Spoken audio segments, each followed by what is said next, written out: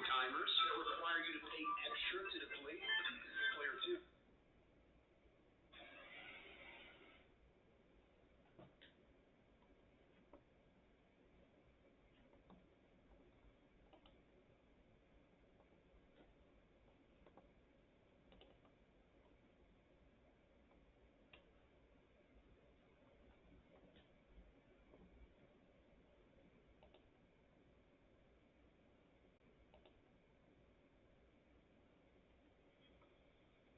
Hello, check. Can you hear me?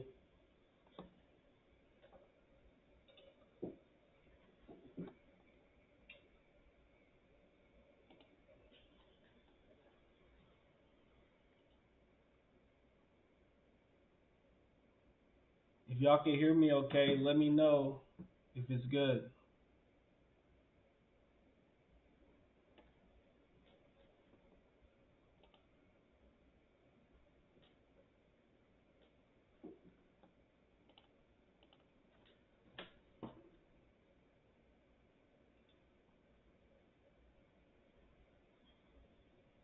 Hello, check. Okay, we good. What's up, guys? I appreciate you guys hanging out with me tonight. It's my birthday. I turned 32. I'm not rich yet, but I'm a year older and a year wiser. And so I appreciate you guys hanging out. I want to try to do a couple streams tonight because there's a lot that I need to talk about, or there's a lot that I need to catch up on too. I've been wanting to do this presentation for a minute. Then the D-Flare airdrop is finna drop. So yeah, there's a lot to talk about. But yeah, let's go ahead and get started because time is short.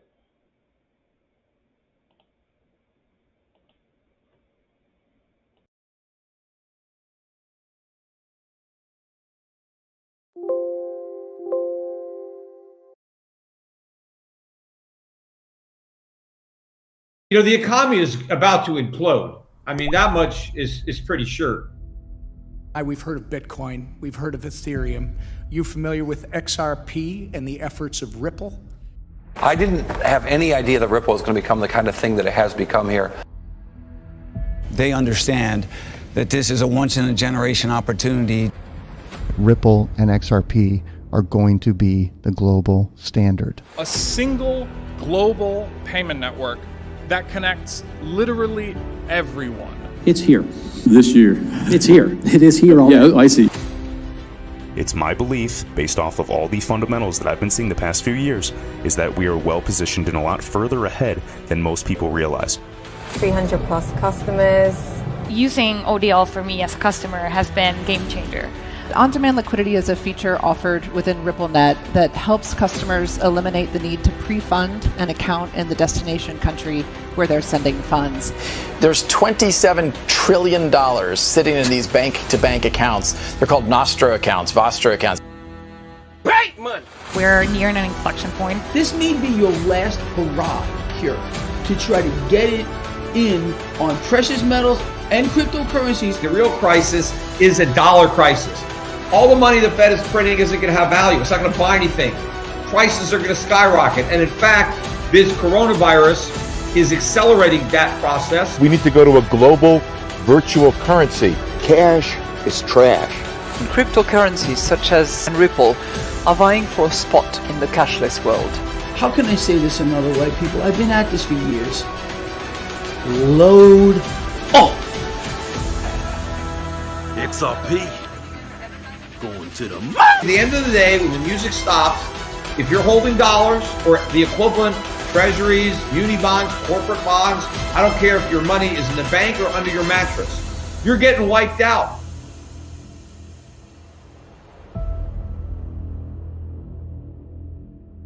Once this breaks out, we're going to hit 21, 26, 51, and then it's off to the fucking races forever, folks.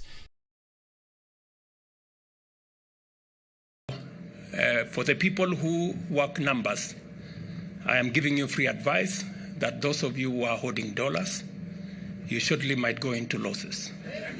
You better do what you must do, because this market is going to be different in a couple of weeks. And secondly, we, through the central bank, we are having conversations to reinstate the interbank exchange market that has since not worked.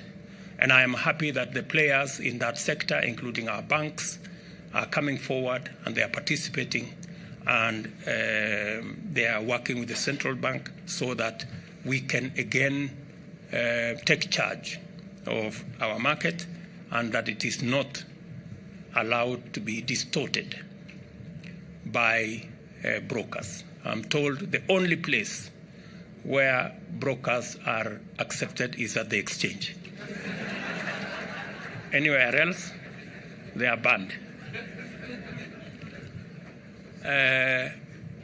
And so I just want to assure those in Kenya who are facing challenges of access to dollars that we have taken steps to ensure that dollar availability in the next couple of weeks is going to be very different, because our fuel companies will now be paying for fuel in Kenya shillings. They do not have to look for dollars every month, because we have done what we must do as government to ensure that we ease the burden on people who want to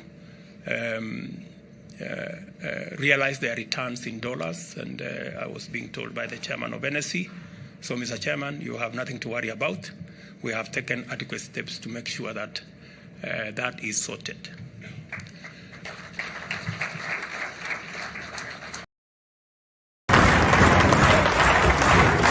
In case you are wondering, this is the Kenyan president, and he's getting a standing ovation. He has been getting a lot of those lately, and here he's in Djibouti over the weekend when he went there for a state visit after he gave a speech about de-dollarization. Now listen to what he said. Traders from Djibouti selling to Kenya, or traders from Kenya selling to Djibouti, have to look for US dollars. How is US dollars part of the trade between Djibouti and Kenya? Why?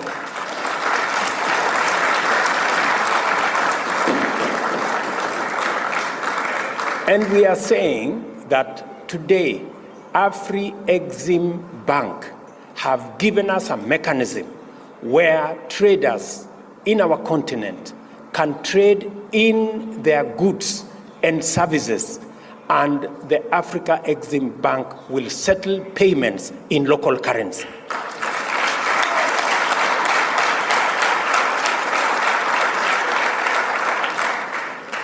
Afri-Exim Bank have given us a mechanism where traders in our continent can trade in their goods and services, and the Africa-Exim Bank will settle payments in local currency.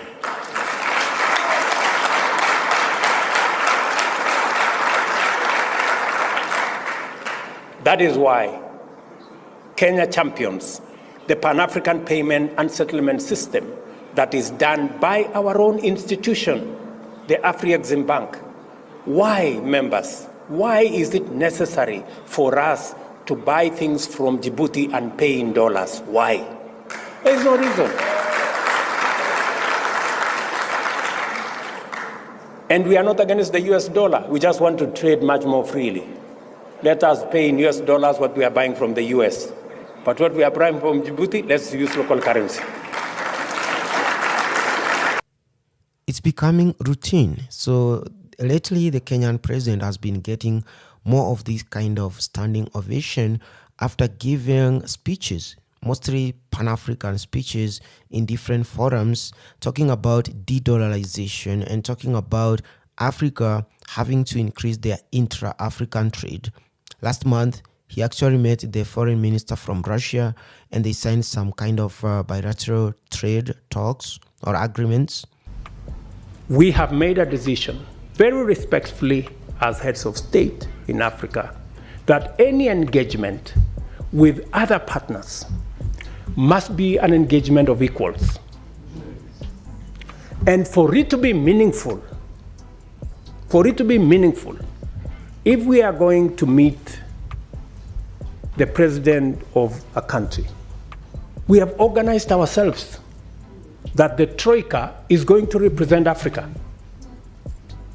The chair, the current chair, the past chair, the chair that is coming, and the heads of our regional economic commissions, about 6-7 people.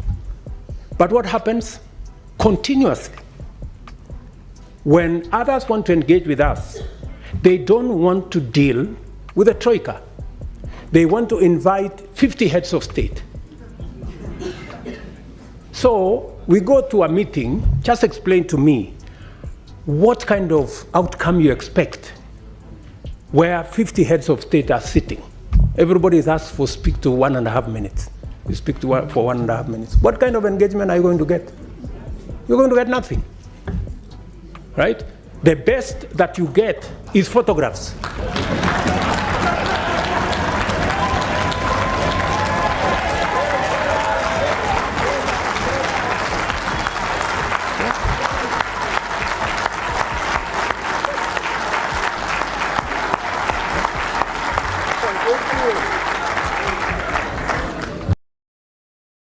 And from what I've heard is that the United States and Western countries are not happy with him. And the United States has even gone further to stop sharing security intel on the Al-Shabaab terrorist movement with Kenyan security agencies. So kindly go to the comment section below and tell me what you think about the Kenyan president.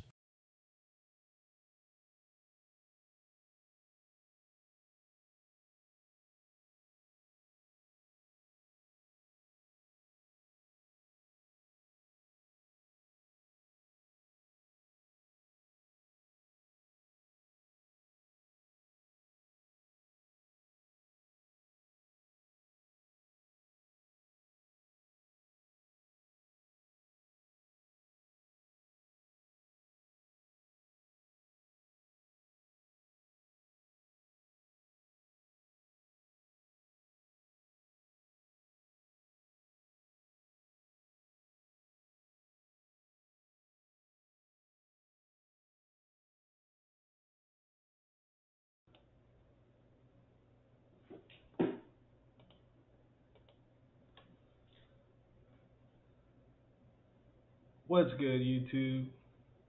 It's RPU here, and I'm back again with another video. And guys, the days of Western imperialism are over.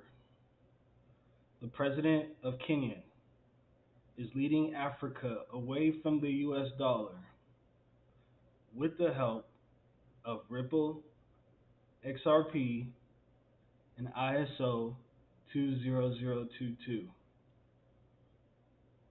Let's talk about it.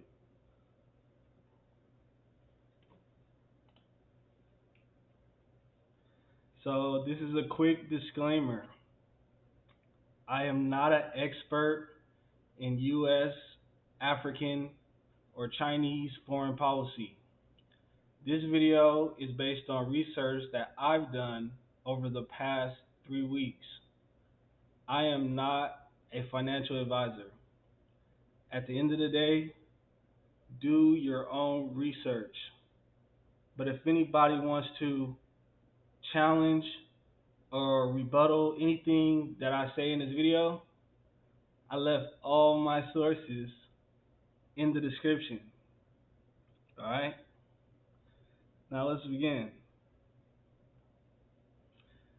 China and Russia gaining influence in Africa.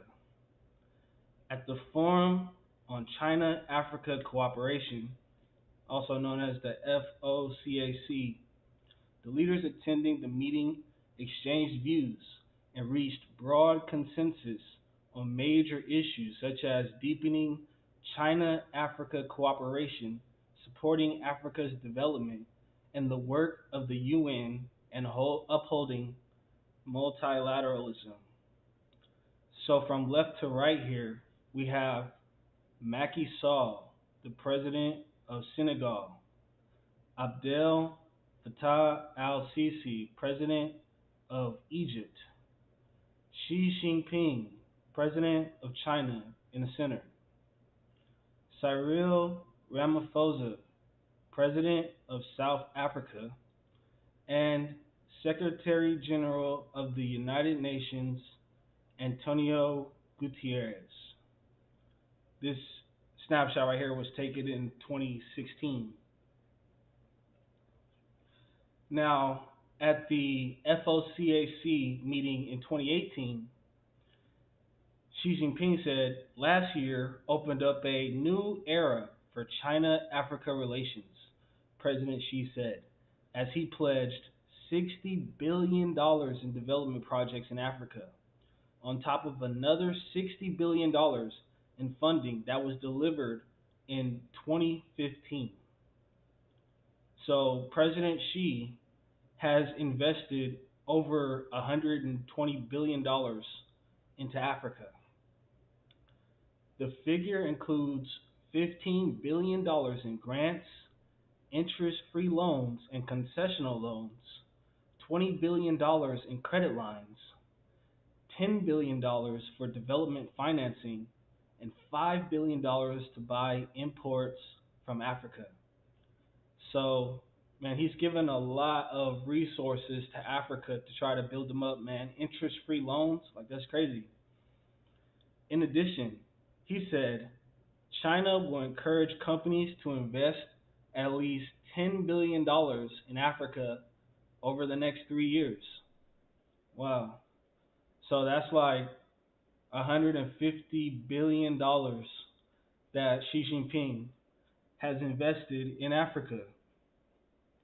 So this is President Xi's 3-point plan. Look how happy they look, man. Shit, I'd be happy too if I was getting billions of dollars in interest-free loans. Shit. So he said, first, we need to be pioneers of win-win development and deliver more cooperation benefits to the Chinese and African people. We need to align the joint construction of the Belt and Road Initiative with the Agenda 2063 of the African Union, the UN 2030 Agenda for Sustainable Development and the development strategies of African countries, and deliver more tangible benefits to the Chinese and African people by implementing the outcomes of the Beijing Summit. The Chinese side will uphold the principle of sincerity, real results, amity, and good faith in the approach of pursuing the greater good and shared interests, honor its commitment to Africa to the letter, so when they say they're going to do something, they're going to do it, and support Africa's development unremittingly to make greater contributions to Africa's development, revitalization, unification, and self-improvement. Second, we need to be pace setters in opening up and cooperating to pull stronger synergy for Africa's development. International cooperation with Africa should give priority to Africa, respect its will, and safeguard its interests. Any self-claimed supremacy practice, self-centered egotism, and selfish behavior at the expense of others wins the hearts of no one and is undesirable. That sounds like a shot at the West. The Chinese side is ready to push the international community to increase investment in Africa, work with the UN to help African countries properly cope with global challenges, and conduct trilateral cooperation in Africa with the UN and international partners on the basis of respecting the African side's will. On public.com, you can get... Third, we need to be champions of multilateralism. and make greater contributions to upholding the international order. We should uphold the diversity of civilizations and inclusive development, uphold the principle of extensive consultation, joint contribution, and shared benefits, join hands to promote process of democratization in international relations, take a clear stand against protectionism, unilateralism, bullying, and clash of civilizations. That sounds like another shot at the West. Jointly safeguard multilateralism and free trade system, fully accommodate the reasonable demands and legitimate interests of developing countries, especially African countries, and actively maintain international fairness and justice. Sounds amazing. They're like really serious about helping Africa. The Chinese side will speak up for African countries at the UN and other multilateral arenas, push for more resources to be allocated to Africa, continue to promote the UN to fund Africa's own peacekeeping operations, and make unremitting efforts for Africa's long-term stability, development, and prosperity. Wow. All of that sounds good.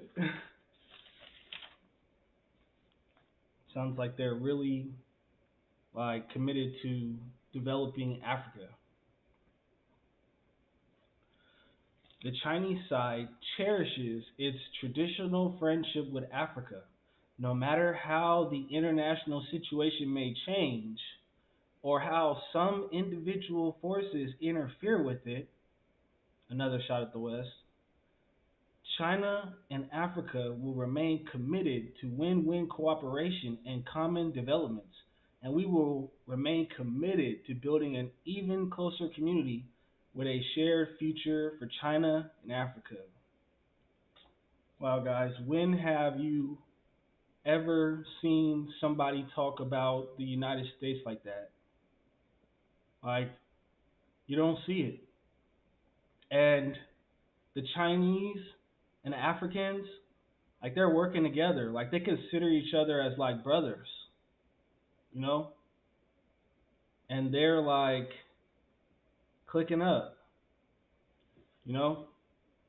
Xi Jinping got that bread, and he's committed to building up China. The original sin. So rattled by China's massive investment in Africa, Joe Biden hosted most of Africa's leaders in Washington, announcing $55 billion was being directed to Africa in the areas of health, climate change, trade, and women's initiatives. It was the first time since 2014 reviving a summit begun by Barack Obama. Shout out to Kingdom Patriot, man. I appreciate that. Thank you for being here. So, China has invested a lot of money into Africa, and the United States got scared about that because they feel like, they're losing influence in Africa. Russia and China are gaining influence in Africa. So, and they see that. And so what do? They print up a bunch of money, $55 billion, and, donate it to all these different initiatives that they think that would benefit Africa.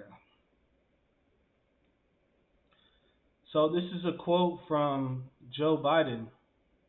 He said, "We the people reminds us that our greatest strength lies in just that. Our people lie at the heart of the deep and profound connection that forever binds Africa and the United States together. We remember the stolen men and women and children who were brought to our shores in chains, subjected to unimaginable cruelty." He said this at a summit at the White House when he saw that Xi Jinping had invested all this money in Africa he summoned all the leaders of Africa to the White House for this meeting, right? And he donated $55 billion to Africa. And he also said, my nation's original sin was that period. We honor their descendants who for generations helped build this country and propel it to higher heights, leading the charge, blazing new trails, and forging a better future for everyone in America. This is a direct quote from Joe Biden. So he just admitted that black people helped build this country and propel it to higher heights, leading the charge, blazing new trails, and forging a better future for everyone in America.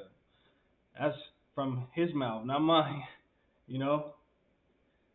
And to me, though, this is kind of like, how do you call it?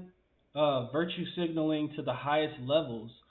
Because if Joe Biden really felt like that, he would give black people their reparations. You know, you're admitting to, you know, stealing the slaves and helping, you know, you did what you did. The country's original sin. You know, you brought people over here in chains. And he's saying that that was the country's original sin. And he said that he honors our descendants who for generations helped build this country. Yeah, we'll honor them. That's us. We're the descendants, right?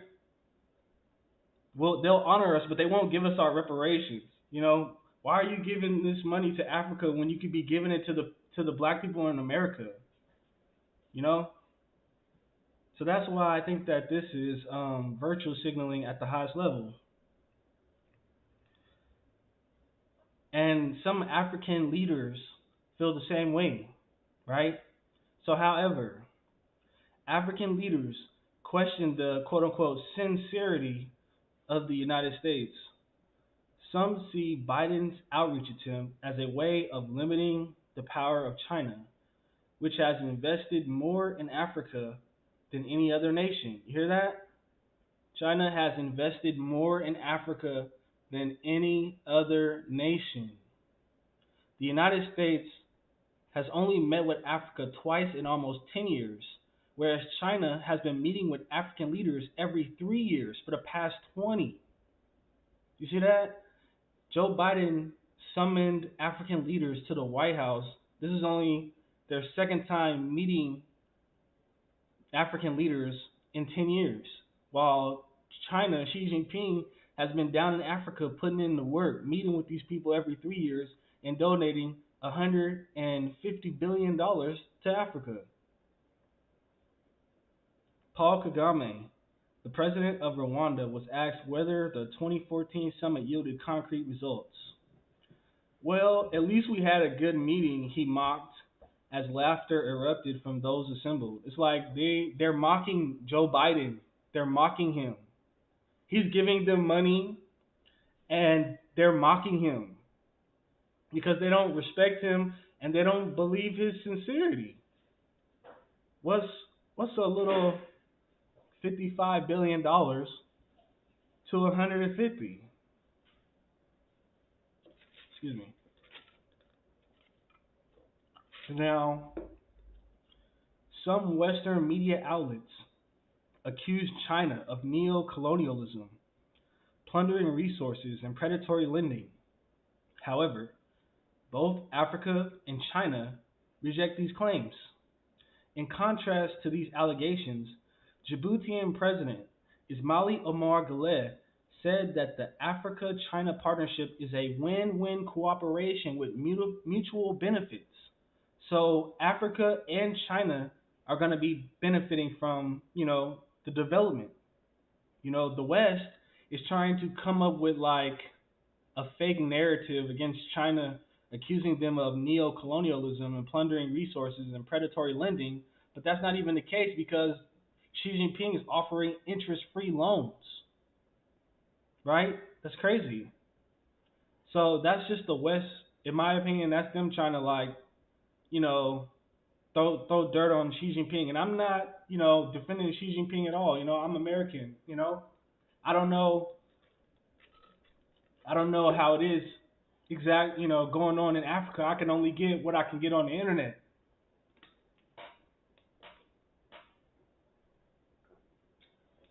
But if you're watching this, excuse me, if you're watching this and you're from Africa, I want to hear from you. Have you been seeing the development that has been going on with the Chinese? Let me know.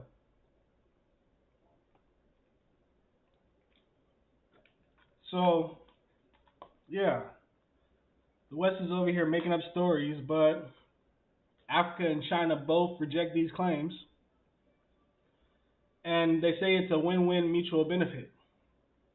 Now, South African President Cyril Ramaphosa sees China as a partner in boosting social and economic development on the continent.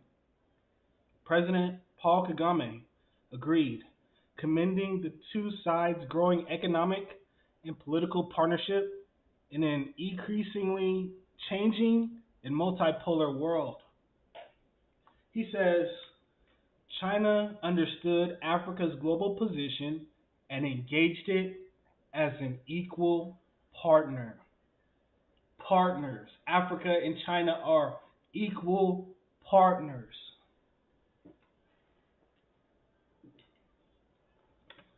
Right?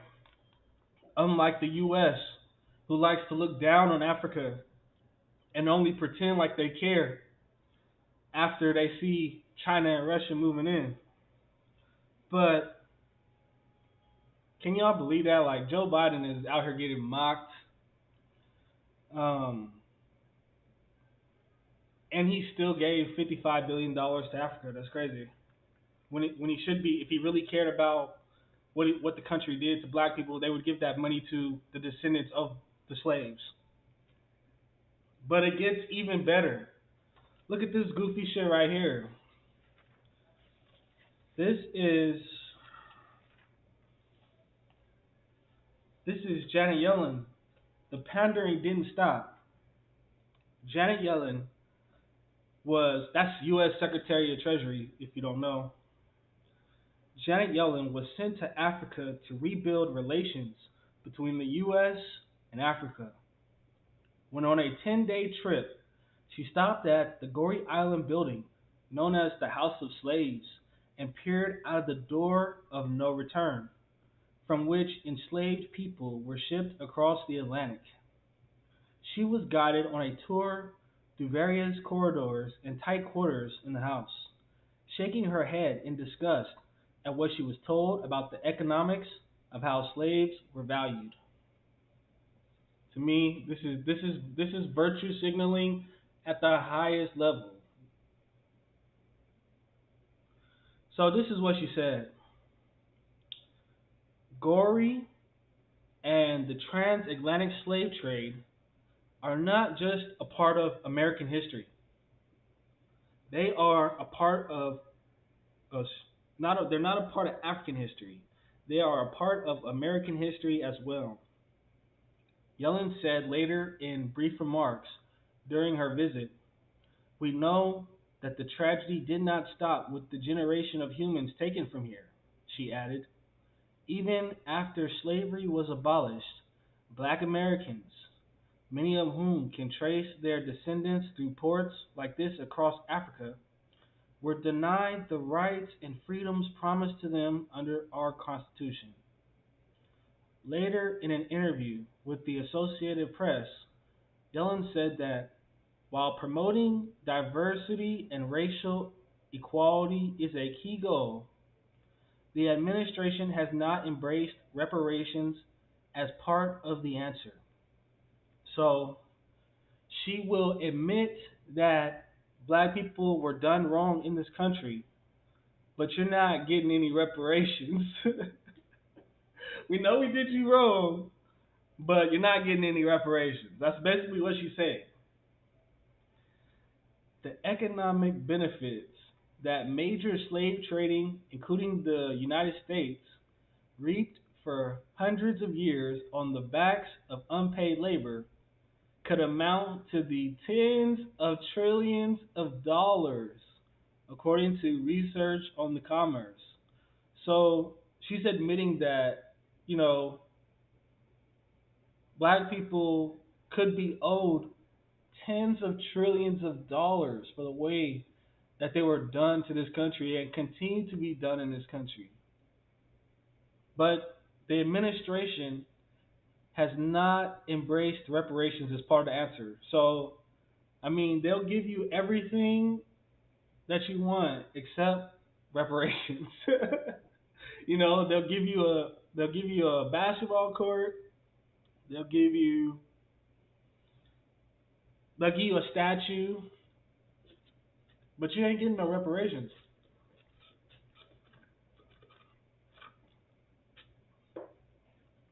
And in the U.S., African slaves and their children contributed to the building of the nation's most storied institutions, including the White House and the Capitol, according to the White House Historical Association. Wow, so they're admitting that, black people helped build the White House and the Capitol.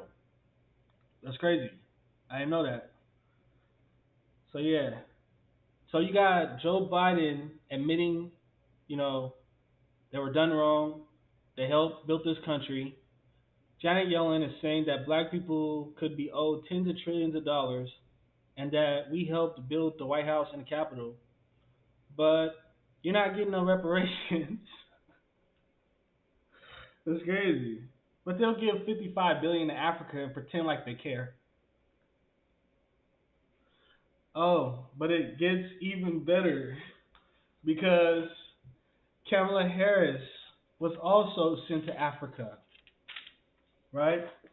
She did a tour in Africa where she gave this very important speech on digital inclusion. The link to this speech should be in the description of this video if you want to watch it, but I quoted this part which I thought was really important. So this is from Kamala Harris. So when we think about where we are in terms of the 21st century economies, digital services are essential to 21st century economies. Digital services are essential to 21st century economies. Digital technologies facilitate opportunities across society, and frankly, I believe this can be the great equalizer in terms of giving those who have access equal opportunity and availability to information, to education, to networks in a way that improves and empowers themselves, their families, their community, and all of society benefits. So yeah, she's saying that, digital services are essential and, they want to give Africa access to these digital services. She continues, she says, and of course, when we talk about digital access, we are talking about everything from financial inclusion to economic opportunities, all of which obviously drive growth and innovation. Africa's digital economy is large and it's growing. And it's growing fast. Actually, within the next 2 years, for example, the forecast is that 1 in 6 of the world's internet users will be right here on this continent. 1 in 6 people that use the internet will be located in Africa. You see that? That's like a big chunk of the population. And they're going to all be plugged into the digital economy, and it's growing fast. She says, over the last decade, Africa has continued growth in its digital infrastructure. Examples include innovative mobile phone payment systems in Kenya, fintech in Nigeria, and the delivery of health supplies by a drone in Ghana that has been replicated in the United States. All to say, there are places on the continent of Africa that are leading the world in digital solutions. And we're going to talk about some of those places in this video. Yet, in other places on the continent, we see that there's a lag, and there are many who lag behind. We must be clear about the challenges presented to close these gaps, and then commit to take action because solutions are within sight and they are within reach. So yeah, man, they want to plug Africa into the digital economy, man.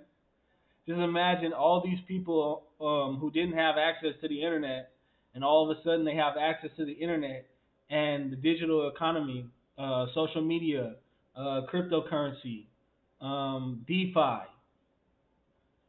Africa is going to, people are going to be able to benefit from all of that.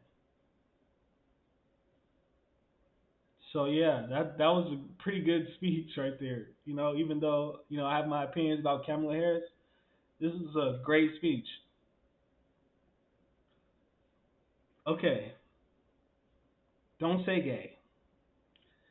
So, during her week-long tour, the vice president visited Zambia, Tanzania, and Ghana, pledging millions in aid and raising the issue of LGBTQ human rights violations.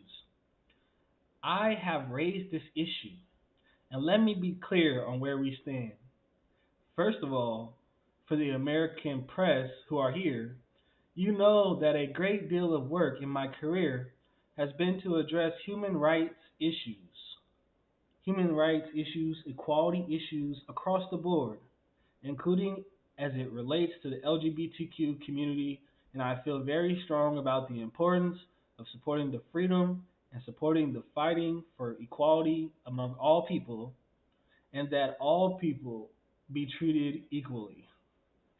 I will also say that this is an issue that we consider, and I consider, to be a human rights issue, and that will not change. She's saying this, she went to Africa, she went to Ghana and gave this speech because of Africa. A lot of places in Africa have been passing anti-LGBTQ bills. So Ghana's promotion of the proper human sexual rights and Ghanaian family values bill is considered some of the harshest anti-LGBTQ laws introduced as promotion of this lifestyle can get you 5 to 10 years in prison. That's crazy. This bill is going through the parliament. It was introduced by a private member and not a member of the executive. The Attorney General has found it necessary to speak to the committee about it regarding the constitutionality of several of its positions. The Parliament is dealing with it. At the end of the process, I will come in, the Ghanaian leader said. So, Kamala Harris, the West, is big on LGBTQ and pride and all of that stuff, but Africa is really not on board with that. They promote family values. They promote, heterosexual couples, men and women. But the president of Uganda made it clear, He said, we don't care if they're gay. They just have an issue with you trying to indoctrinate other people in this lifestyle. And that's not me saying that, I'm not against LGBTQ or none of that, don't cancel me, bro. This is just Africa. They want to promote family values, men, women, and children. And so the parliament has been speaking on this bill. They want to pass it, and it has to be passed to the Ghanaian president. And he, after they get done deliberating on it, which is most likely is going to pass, then the Ghanaian president will sign it. So he continued, he said, my understanding is that substantial elements of the bill have already been modified as a result of the intervention of the Attorney General. The Ghanaian leader went on to say that Parliament will consider human rights issues that have sprung up as a result of the draconian bill and also the feelings of the Ghanaian residents. So yeah, he's got to balance the two. The people that want this bill and the people that don't want this bill. But from what I get on the internet, a lot of people want this bill. They don't. A lot of places in Africa are very religious and they're very family oriented. So what does Joe Biden do? Joe Biden threatens Uganda with sanctions. Citizens of Uganda celebrated the anti-homosexuality bill, which was passed in record time by MPs in record time. See, they wanted this, with only 2 objections in Parliament, despite pushback from LGBTQ groups, which are probably funded by the West.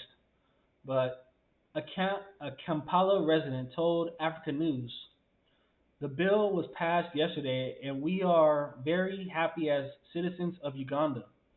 Culturally, we don't accept homosexuality, lesbianism, LGBTQ. We cannot. As Africans, we want to produce. We want everything to run normally. So the citizens want this. The citizens want this. Majority of the citizens want this, okay? And the president of Uganda said that, like he said, he's not against someone being gay, okay? If you're gay, they will they consider it a mental illness and they will get you help. The only thing that they're against is that if you try to spread this ideology, you will get 5 to 10 years in prison. And if they catch you with any kids, then they just delete you. And that's just what it is. That's Africa. That's how they feel. They want to promote family values. And so they consider this one of the most anti-homosexuality bills that has ever been passed by a country. And so Joe Biden threatens Uganda with sanctions because of it. But the majority of the people want this. So it's like, why is the West getting involved,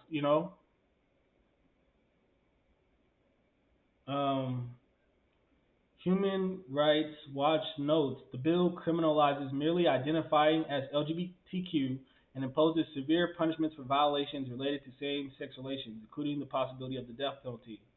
No, it's not. It's not, because you wouldn't be thrown in prison because you're just gay. You would be thrown in prison if you tried to spread this lifestyle, or, like I said, they said if they catch you with kids, then they just delete you. The West is trying to throw a spin on it. So President Biden called for the immediate repeal of Uganda's severe new anti-gay law and warned he may impose sanctions and other penalties in response. This shameful act is the latest development in an alarming trend of human rights abuses and corruption in Uganda, Biden said. The dangers posed by this democratic backsliding are a threat to everyone residing in Uganda, including U.S. government personnel, the staff of our implementing partners, tourists, members of the business community, and others. Well, they like to fly, that flag at U.S. embassies now, so they feel like it's a threat with them passing this law. They feel like they're threatened. But let's continue. Anyway, the U.S. Secretary of State Anthony Blinken said the State Department will develop mechanisms to support the rights of LGBTQ individuals in Uganda and promote accountability for Ugandan officials and other individuals responsible for or complicit in abusing their human rights. It's not even like that. They just don't, they don't want this, the stuff that's being taught in our schools, they don't want that taught in their schools. They want to promote family values. And so Joe Biden threatens Uganda with sanctions, but African leaders are standing united on this. They're not bucking to the West. And that's a great thing, in my opinion. You know, black people across different nations standing up united against the West. So, Ghanaian Speaker of Parliament, that's him right here, Alban Bagbin slammed U.S. Vice President Kamala Harris for her comments on Ghana's position on LGBTQ issues. He said, "This should not be tolerated. That is undemocratic. What is democracy? That somebody else will have to dictate to me what is good and what is bad? Unheard of. The bill will be passed." So he's saying, yeah, who is the West to come in here and tell Africa what we should do? You know, the people want this passed, and they're gonna pass it. You know, it's not a dictatorship; it's a democracy. I was intimidated, says Anita Among. That's her right here. We are going to lose a lot of prescription drugs. Aid is going to be cut off. Tourism, trade, export. I said, so what? You are going to block me from going to America? Do I need to go to America? I was sent here by the people of Bukele. I am what I am because of my people, not because I want a donation. So yeah, look, the West is threatening to cut Africa's aid off. They're threatening to cut off their supply to prescription drugs, tourism, trade, export. They're threatening them with all these sanctions because they want to pass a bill in their own country to promote family values. And they're saying that we don't care. Who is the West to come over here and tell us what we should do? And we ain't tripping off your bribe. Your your $55 billion donation. They're not tripping off of it. Because, China has been investing more in their country, visiting their leaders more than the West has. So it's like, they're not even really tripping. Ugandan President Museveni also responded to the West's outrage over Uganda's LGBT bill. This is this guy right here. The issue of homosexuality is a serious issue because it is an issue of human rights. Respect African societies and their values. If you don't agree, just keep quiet. No, this is the Ugandan president right here. Excuse me. This guy right here. I'm sorry about that.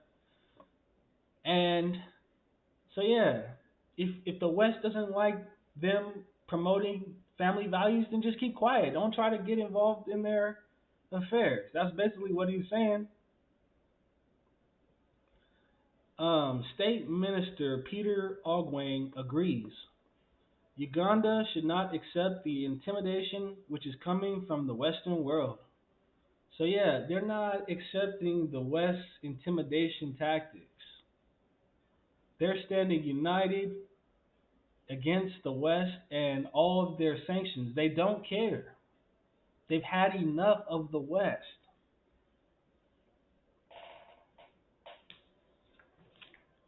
Which gives the need for a neutral bridge asset between currencies with no central operator, with no counterparty risk. Because the West wants to introduce sanctions and cut off Africa.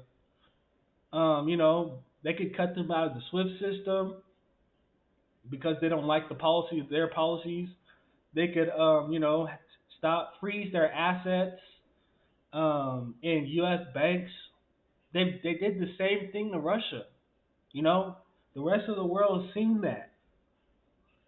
And everybody's just tired of the United States abusing its world reserve currency status. And the need is growing for a neutral bridge asset between currencies with no central operator, with no counterparty risk. Let me introduce you to XRP. So I'm going to play this video real quick from David Swartz.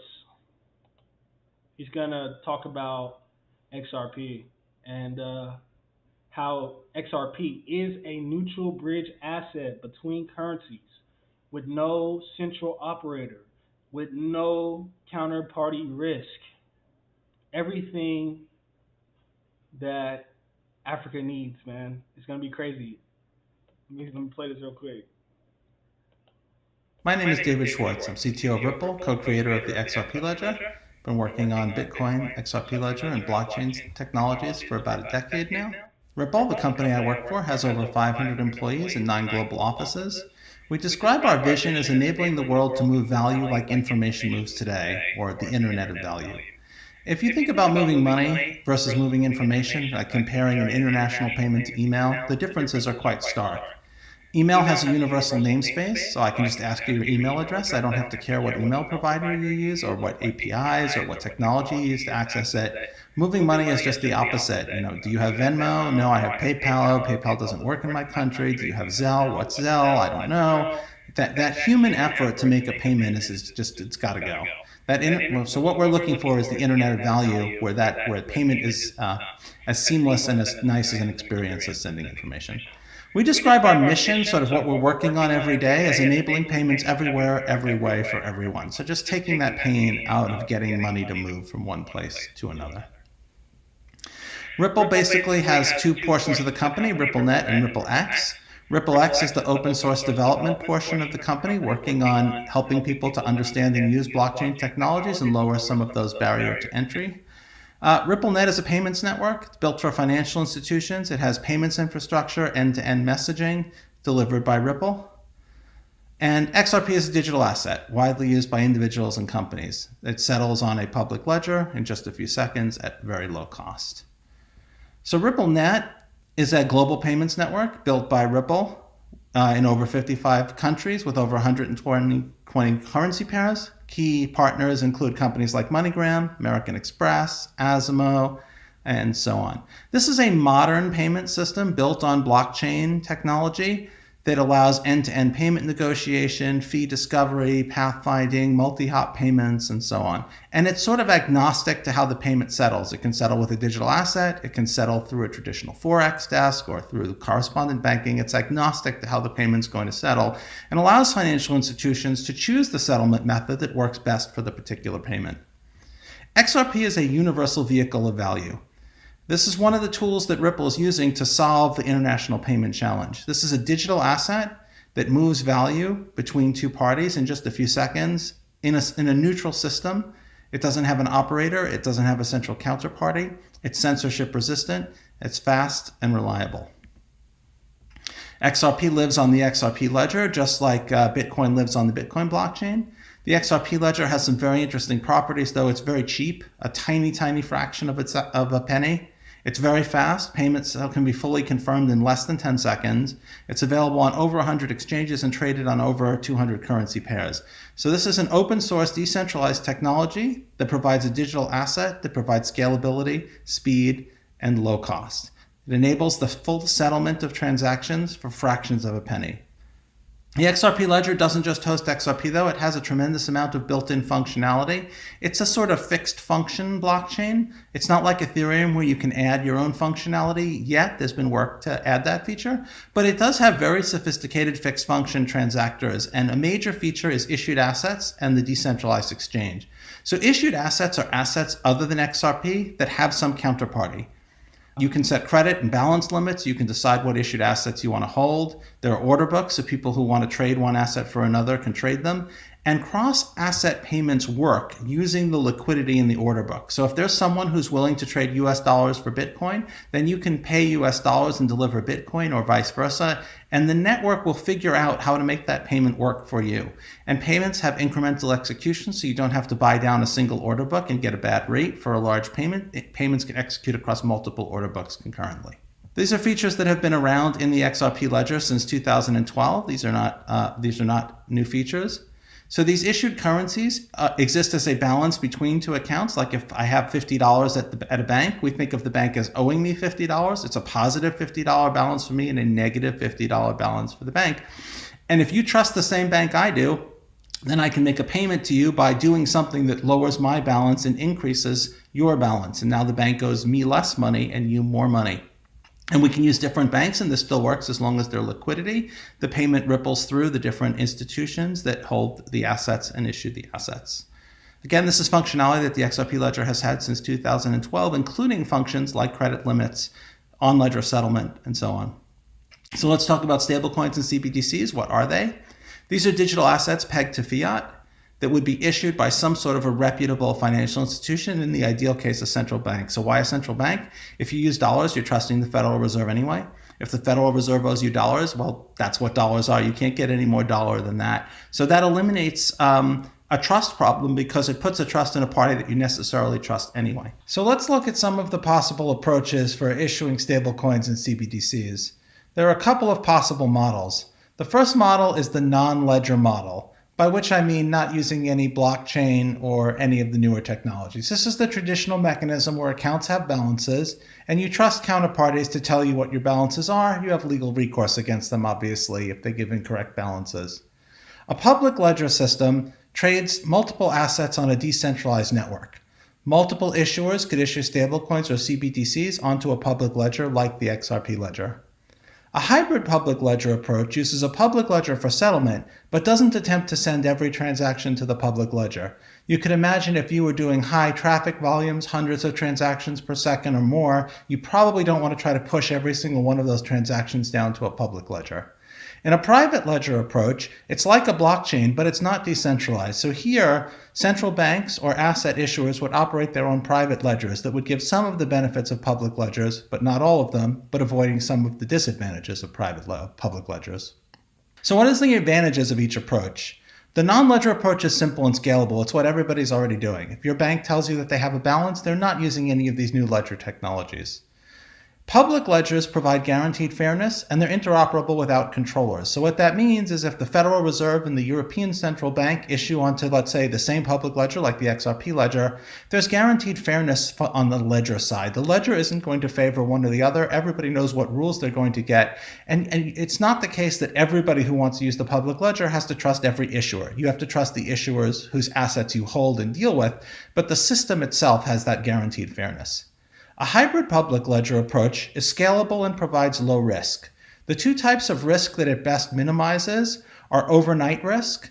You imagine if you used a more traditional system, you might have a whole bunch of payments that settle on Friday, and you can't actually make the payment to ultimately settle between the financial institutions until Monday.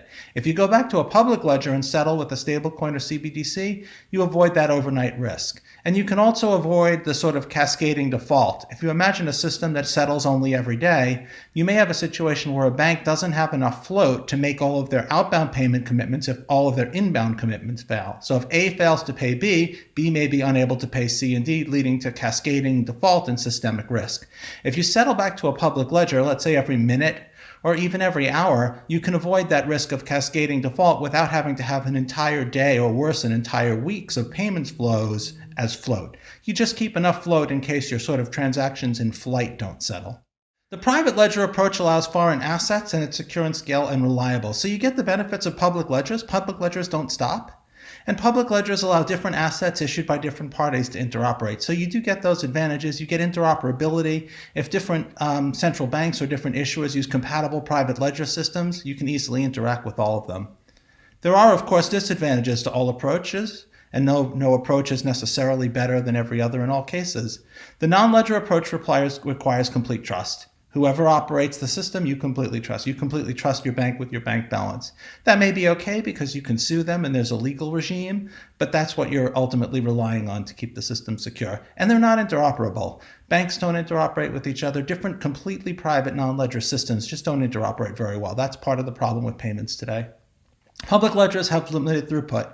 You can't dump 1,000 transactions per second to any blockchain, and even if you could, nobody else could. There's no system that's going to scale better than that. And this is kind of a fundamental problem. It's not a technological problem. The problem with public ledgers is every transaction imposes some cost on everyone who uses the system. So you can't monopolize the system and dump hundreds of your own transactions per second to it. It just doesn't work. The hybrid ledger approach is complicated, And it does require some trust. So while you can settle back to a public ledger, you will have to have some sort of intermediary trust. You're going to have to do netting with your partners. You're going to have to settle back to the public ledger only periodically.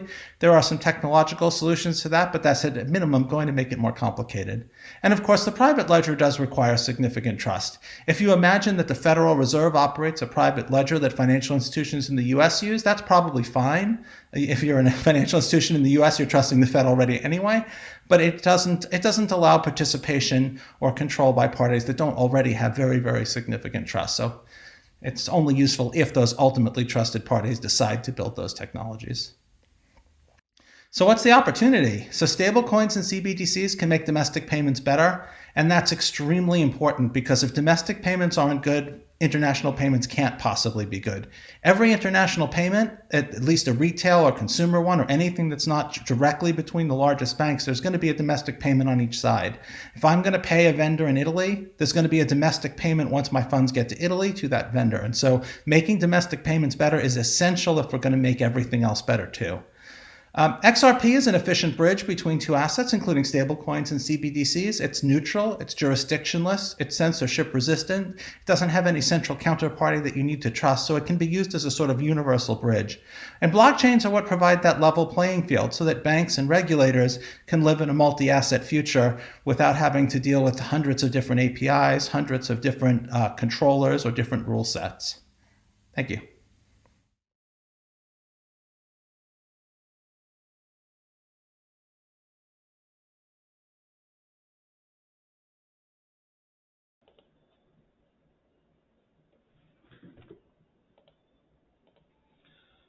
Okay, guys, let me try to summarize what I was trying to say in all of that first half before I go into the second half. So, Russia and China are gaining influence in Africa, right? The United States sees this. They see China investing $150 billion into Africa and gaining influence with their leaders, right? So the West gets scared and they try to virtue signal. All of a sudden, they care. They're donating all this money to Africa, you know, virtue signaling about honoring the descendants of slaves, right? And all of that stuff. And, but African leaders can see right through it. They're mocking the West. They're mocking Joe Biden. And Kamala Harris also goes down there. She tries to promote these LGBTQ rights and all of that stuff, but the West doesn't want Africa doesn't want the West's influence. They want to promote family values, and the West is getting in the way of that. They feel like Africa promoting family values is like a threat to the LGBTQ. But it's only a threat, if you're promoting that lifestyle. And so Joe Biden is threatening African countries with sanctions, right? Threatening to cut off their prescription drugs, even though he knows elderly people need that. Cutting off their access to tourism, exports, so they wouldn't be able to trade. He'd probably like try to cut them out of the SWIFT system, and we've seen them do that to Russia. Other countries in the world seen that. So that's why I said the need is growing for a neutral bridge asset between currencies with no central operator and no counterparty risk. And what I was trying to show you in that clip from David Schwartz is that he is saying that is everything that XRP is. It's a neutral bridge asset, no central operator, nobody controls the ledger, it's decentralized. There's no counterparty risk, so they don't got to worry about their XRP or anything getting frozen. And they can transfer it cross borders in less than 4 seconds, And, I had to give you guys a little bit of the backstory of what's been going on in the foreign news, so you guys can understand, why the need is growing for XRP. You know, I'm not trying, I had to, like I said, give you a little bit of the backdrop. Wasn't trying to hate on anybody that's LGBTQ or anything like that. But Africa's promoting family values, and that's what they want to promote, and the West is getting in the way of that, threatening them with sanctions and stuff. So that's why a lot of African countries are beginning to move away from the dollar, and they're moving away from the West.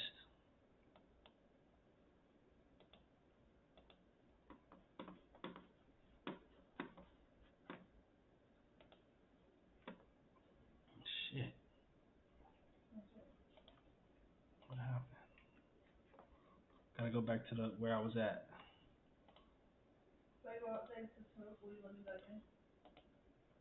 You gonna go outside?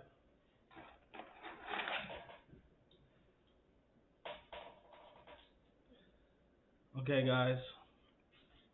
So now that I gave you the backdrop on Africa, what's been going on between Africa, China, Russia, and the West, I can show you how Africa runs on Ripple. Let's dive in. So I was let's keep going. Hold on. Before I do too much talking, let's go to the next slide. So a new mechanism, right? To a standing ovation, the president of Kenya announced that Afri-Exim Bank had given them a mechanism where traders on their continent can trade in their goods and services, and that Afri-Exim Bank will settle payments in local currency. This mechanism does not involve the US dollar. So what is this new mechanism? If you said XRP, Ripple, I said the same thing, but it's deeper than that. So let's dive into it. So I started with Afri-Exim Bank, right? Because the president said that Afri-Exim Bank had this new mechanism that allowed them to settle payments in local currency, right? And it doesn't involve the US dollar. So I was looking for Afri-Exim Bank and Ripple connections at first, right? Couldn't find anything. But then I started searching for Ripple in Africa, and this is what I found.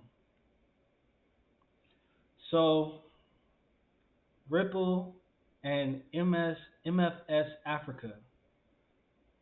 Ripple, the leader in enterprise blockchain and crypto solutions, announced its entry into Africa and partnering with MFS Africa, a leading digital payments gateway.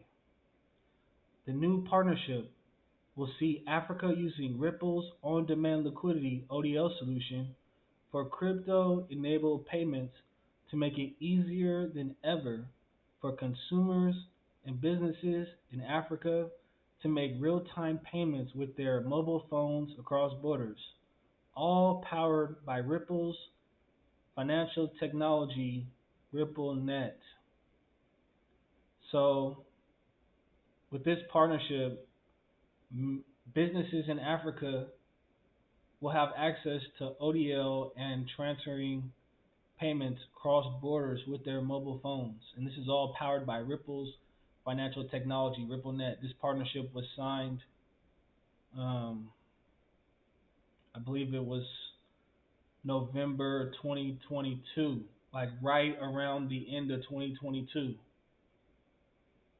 So all that backstory has been happening over the past like year or two.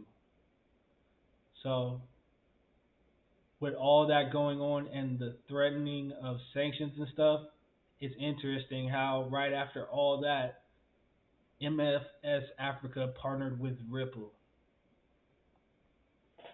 So digital payments innovation in Africa is evolving at a rapid rate making this the right time for Ripple's long-awaited move into the region. Africa boasts a rapidly growing population, set to hit 1.7 billion by 2030. That's crazy. Over a billion people, almost 2 billion people in Africa by 2030. And all those people are going to be plugged into the digital economy. Like Kamala Harris said, 1 in 6 of the internet's users by 2030 will be in Africa. And the continent's uptake of digital payments is among the fastest globally. So mobile payments are taking off in Africa. According to GSMA, Africa accounts for 70% of the world's $1 trillion mobile money value. In 2021, the value of Africa's mobile money transactions reached $701.4 billion, a 39% on the prior year. So yeah, their mobile payments transactions are increasing year by year. And that's great for Ripple because they'll be able to facilitate most of those payments now. So MFS Africa is a leading payments fintech which has the largest and widest mobile money movement footprint across the region. At a time when mobile money, a significant driver of financial inclusion, and has revolutionized access to financial services across Africa. So yeah, MFS Africa is like plugged into Africa and like Ripple just plugged into them. It's crazy. The FinTech's payment hub connects over 400 million mobile wallets across 35 African countries and operates across more than 800 payment corridors on the continent. 800 payment corridors. And Ripple's going to have access to all of them. You know, all these 800 corridors, 400 mobile wallets will be able to transfer payments cross borders using Ripple's on-demand liquidity solution across 35 African countries. That's crazy. And promoting regional payment interoperability and seamless cross-border payments. This is the CEO of MFS Africa right here, Derry Akuju. He's the CEO of MFS Africa, partnered with Ripple.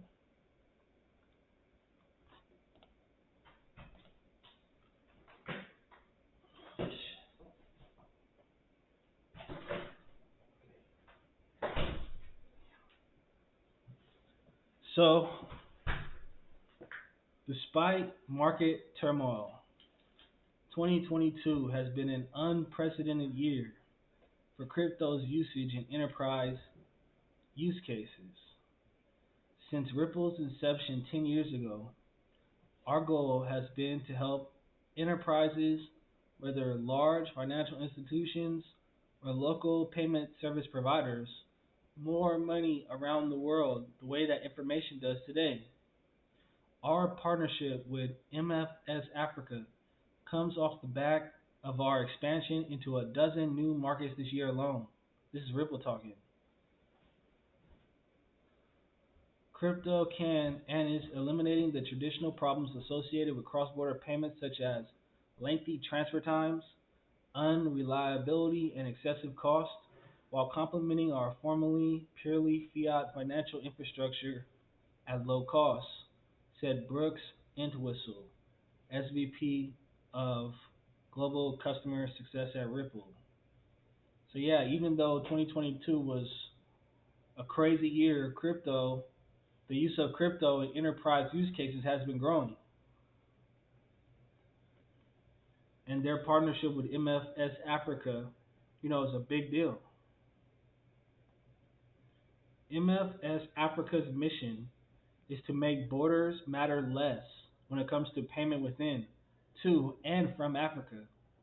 We're delighted to advance this mission through our partnership with Ripple to enable fast, secure, and low-cost remittances at scale.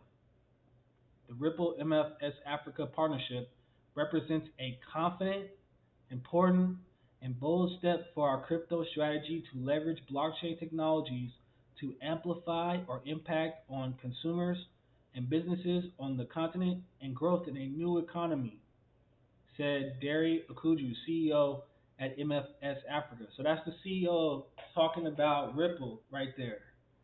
And they consider the partnership a important and bold first step for our crypto strategy, Africa's crypto strategy, to leverage blockchain technologies. That's crazy. To amplify their impact on consumers and businesses on the continent. That's crazy.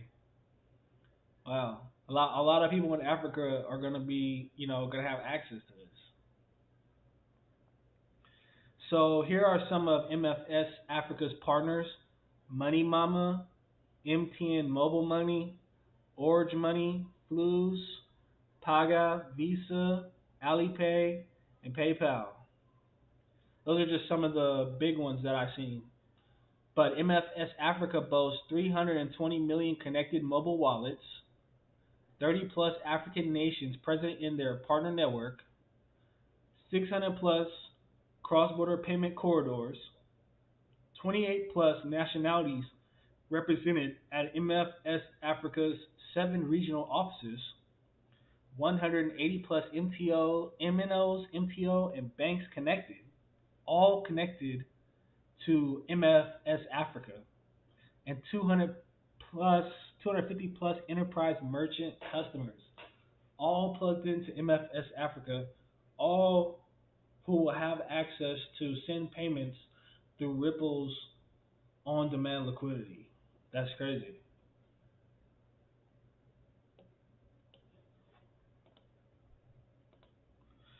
And you're probably wondering, like, what does this have to do with Afri-Exim Bank, right? Well, MFS Africa has joined the Pan-African Payment and Settlement System, which is backed by Afri-Exim Bank and the African Union. So MFS Africa joins PAPS, the Pan-African Payment and Settlement System. MFS Africa, Africa's largest digital payment network, recently announced that it has joined the Pan-African Payment and Settlement System, PAPS, the PAPS network, the newly established African cross-border and financial markets infrastructure facilitating the payment, clearance, and settlement for intra-African trade payments.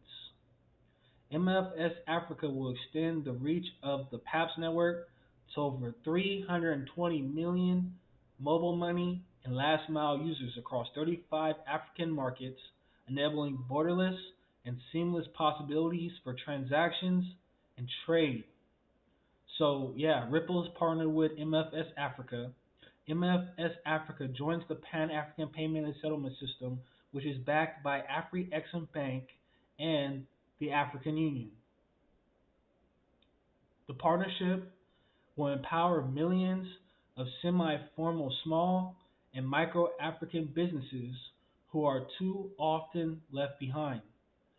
This collaboration marks a new phase in driving the transformational potential of African continental free trade area. So, yeah, look, this partnership is going to empower millions of small and micro African businesses. That's crazy. They're trying to bring them into the digital economy, and they're going to do that with MFS Africa and Ripple. So, the founder and CEO of MFS Africa, Derry Akuju, which I just showed you a picture of, he said, "At MFS Africa, we have always believed that Africans are not limited by borders and that their money should not be either. The interchangeability of African currencies is still very limited after decades of independence, meaning that intra-African trade often relies on hard currencies, especially the US dollar. Shout out to Mickey Nivens, man. I appreciate you being here on this stream. So yeah, he's saying that, African trade relies too much on hard currencies, especially the US dollar. And with the United States threatening sanctions against African countries, they developed a new system, where they don't have to rely on the US dollar. Africans, he said, at MFS Africa, we have always believed that Africans are not limited by borders and that their money should not be either.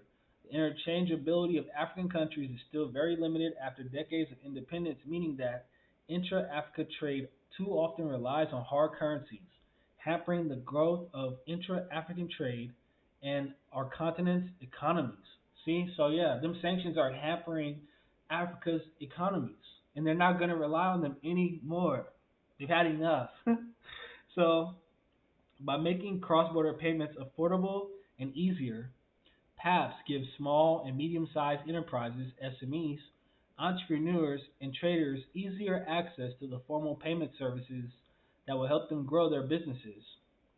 Direct currency tradability and interchangeability removes many of the barriers to intra-African trade and investments, facilitates the natural direction of trade flows amongst African countries and regions, and makes borders matter less. Borders aren't going to matter anymore when it comes to payments because we have the ability to send cross-border payments at a cheap and large scale. A cheap rate and a large scale. We have the technology with MFS Africa plugged into the Pan-African Payment System, who has a partnership with Ripple.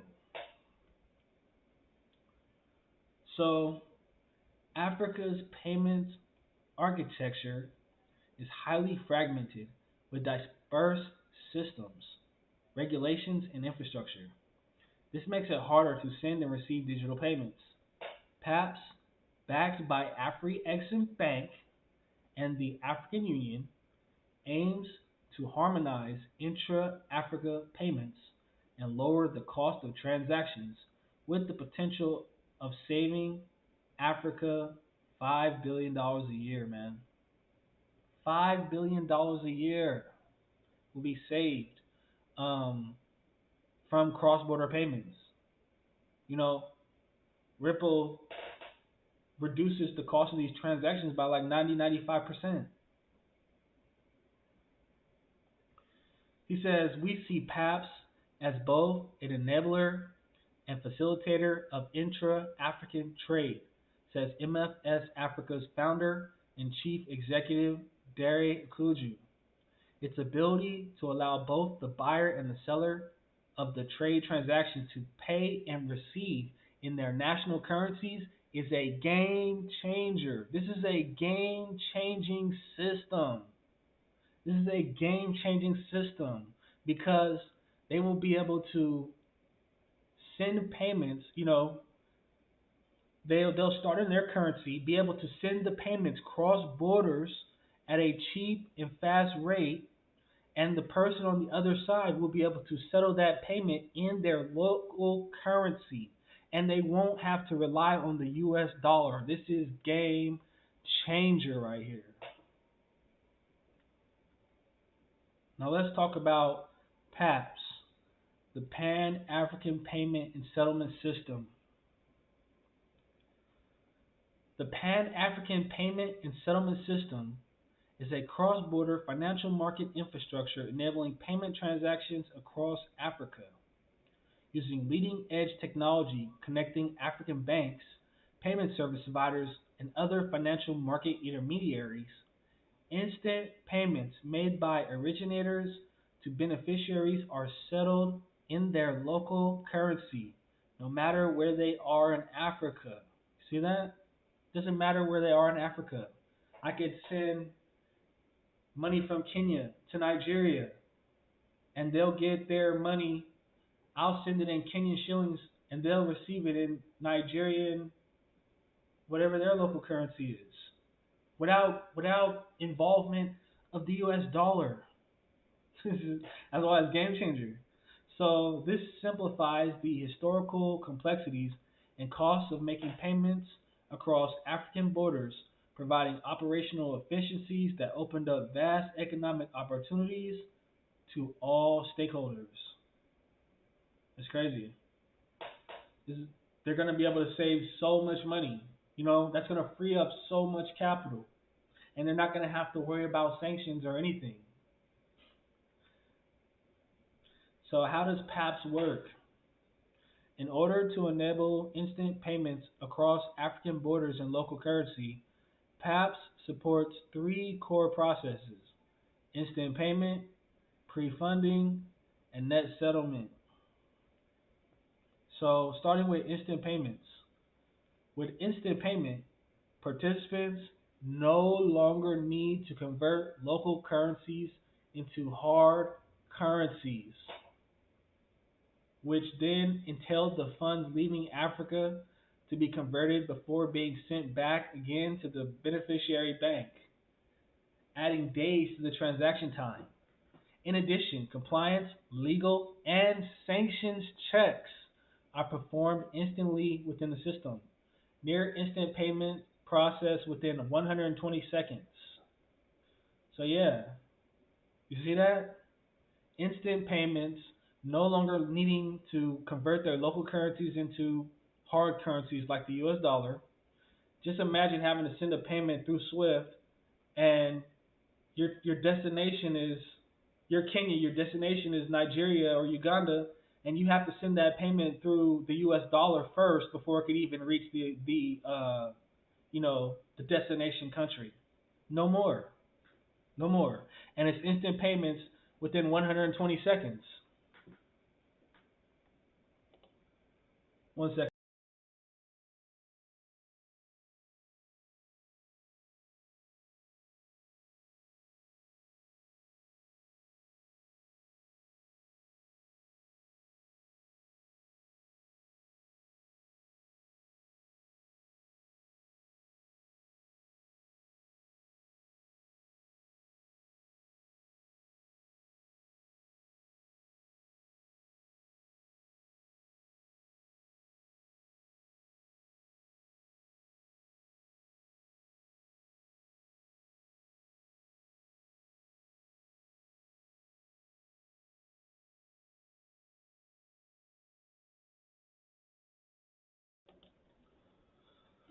Whew. 1 second, guys.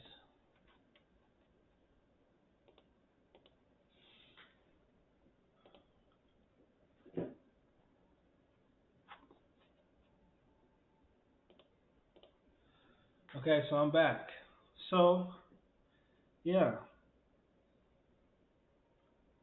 This Pan-African payment system can do instant payments where participants no longer need to convert their local currencies into the US dollar, which had to leave their country, probably be converted to US dollars, go through SWIFT, which takes a couple of days before it could even reach the destination country. And then they have to worry about sanctions and all that. They don't have to do that anymore. And so, yeah, and payments get processed in 120 seconds, which is game changer. So this is how instant payments work. An originator issues a payment instruction in their local currency to their bank or repayment service provider. The payment instruction is sent to PAPS. PAPS carries out all necessary validation checks on the payment instruction. The payment instruction is forwarded to the beneficiary's bank or payment service provider. The beneficiary's bank clears the funds to the beneficiary in local currency. That's crazy. So yeah, they can send money to banks or mobile money apps, and it'll be settled in their local currency.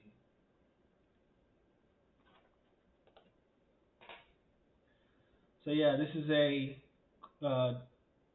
image of how instant payments work. The sender sends his local currency to the sending institution. The sending institution sends that money through PAPS, the Pan-African Payments and Settlement System. PAPS then sends that money to the receiving institution, and the receiving company will receive that money in local currency in real time within 120 seconds. This is the second part of PAPS, which is pre-funding, right? So due to the speed of the real-time payment process, PAPS needs to guarantee that the funds are available to complete the originator's transaction before affecting the movement of debits and credits between participants' accounts. Participants must, therefore, agree to a pre-funding arrangement. So yeah, it's already, the payment is pre-funded. There's no nostro vostro, which will free up all that capital. It's crazy. So this is how pre-funding works. Direct participants issue credit instruction to settlement account in real-time gross settlements at the central bank. RTGS credits pre-funded account of direct participant and notifies PAPS. PAPS credits the direct participant's clearing account. Indirect participants leverage sponsorship agreements to issue funding instruction via direct participants. Direct participants integrate directly with PAPS and the real-time gross settlement RTGS systems of central banks in the pre-funding process. Participants without an RTGS account, indirect participants, are able to fund or defund their clearing accounts on PAPS with the aid of a direct participant providing the required liquidity. So yeah, if a direct participant doesn't have the funds, they can tap into a indirect participant, let's say Ripple, and they can provide that liquidity. That's crazy. So if they don't have the funds, the payment will still go through because they can tap in through a indirect participant of the payment. It's crazy. So notifications are carried out via the ISO2022 messaging standard, notifying PAPS, the participants in RTGS, on the status of every stage of the transaction. So yeah, PAPS, the payment is sent instantly, and notifications are carried out using the ISO2022 messaging standard, right? And who's on the ISO2022 standard? Ripple, which we're going to talk about that. So this is how pre-funding works. The payment service provider, the mobile money app, will contact a direct participant. The direct participant will send the payment in local currency to the central bank, and then the central bank will fund that payment through PAPS. And that, you see, if the payment service provider didn't have the liquidity to send that payment, they could just tap into a direct participant, let's say MFS Global, which is a partner with Ripple, and they could send that local currency to the central bank, and then the central bank would send the payment through PAPS. And then once it goes through PAPS, it comes out on the other side to the receiver in their local currency. That's a lot. And then the third part of PAPS is net settlement, right? So PAPS need to ensure prompt settlement within 24 hours. Net settlement across all participating central banks occur at the same time. I think that's 1100 UTC time each day. It says at the end of the day, currently 11 a.m. UTC time, PAPS determines the net position in local currency for all participating central banks. PAPS sends credit or debit settlement instructions to the central bank real-time gross settlements depending on net position. Then central banks and RTGS debit or credit between PAP's pre-funded account and central bank suspense account and confirm settlement to PAPS. PAPS mirrors the central bank instruction and conclude local currency settlement. Then PAPS issues equivalent hard currency settlement instruction based on the net position to Afrexim Bank. Afrexim Bank then credits and debits the central bank's hard currency settlement account held in Afrexim Bank and then confirms to PAPS. So yeah, they are able to verify the payment. You know, when they send it through, there's not going to be any double spending or anything like that. As with the pre-funding process, notifications are carried via an ISO2022 messaging system notifying PAPS, the participants, and RTGS of the status of every stage of the transaction. So yeah, they'll know, you know, they'll be able to know, you know, the payment got through, it was funded, all that through the ISO2022 messaging system. And that way, you know, they'll have verification when the payment is successful. And this is how net settlement works. So yeah, PAP sends the information to the central bank, and then it's verified by Afrexim Bank, and then they move all their debits and credits around. I guess this happens every day. So, you know, they know where each payment went, who received it, and then, you know, they know that the payment is final. You know, there's not any double spend. So these are PAPS's core services. PAPS's core service is provided by the PAPS Instant Payment System, or PIP, and supports wholesale and retail real-time payments and the connectivity of banks and payment service providers. Here are the key features of PAPS Instant Payment. Instant and irrevocable credits to customers' accounts. So, you know, when they send it, it's final. You have immediate confirmation to both originator and beneficiary. So, you know, it's verified on both sides.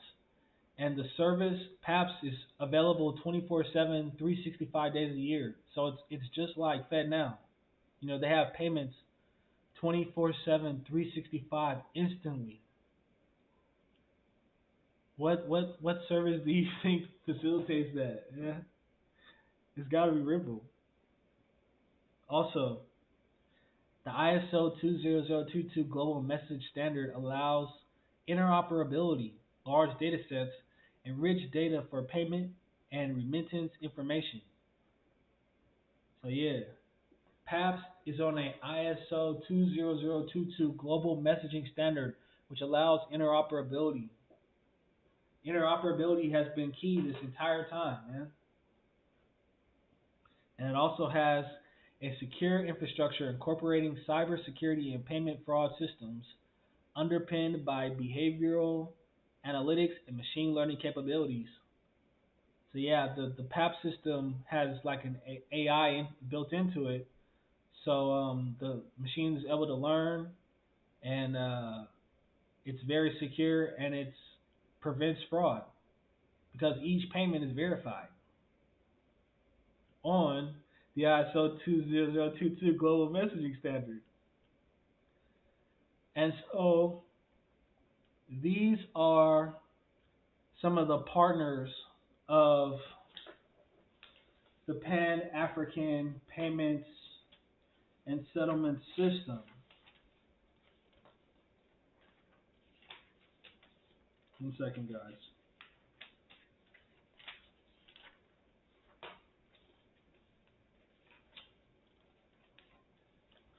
So the PAPS network consists of a variety of central banks, commercial banks, financial institutions, and payment service providers. So in the PAPS partner network, we have 9 central banks, including the Central Bank of Nigeria, Central Bank of Ghana, Central Bank of Liberia, Central Bank of the Republic of Guinea, Central Bank of Gambia, Central Bank of Sierra Leone, Central Bank of Djibouti, Central Bank of Zimbabwe, and the Central Bank of Zambia. We also have 4 major payment service providers, such as the Nigeria Interbank Settlement System, the Ghana Interbank Payment and Settlement System. We have GamSwitch, a payment processor in Gambia. We also have RS Switch, Rwanda National Digital Payment System.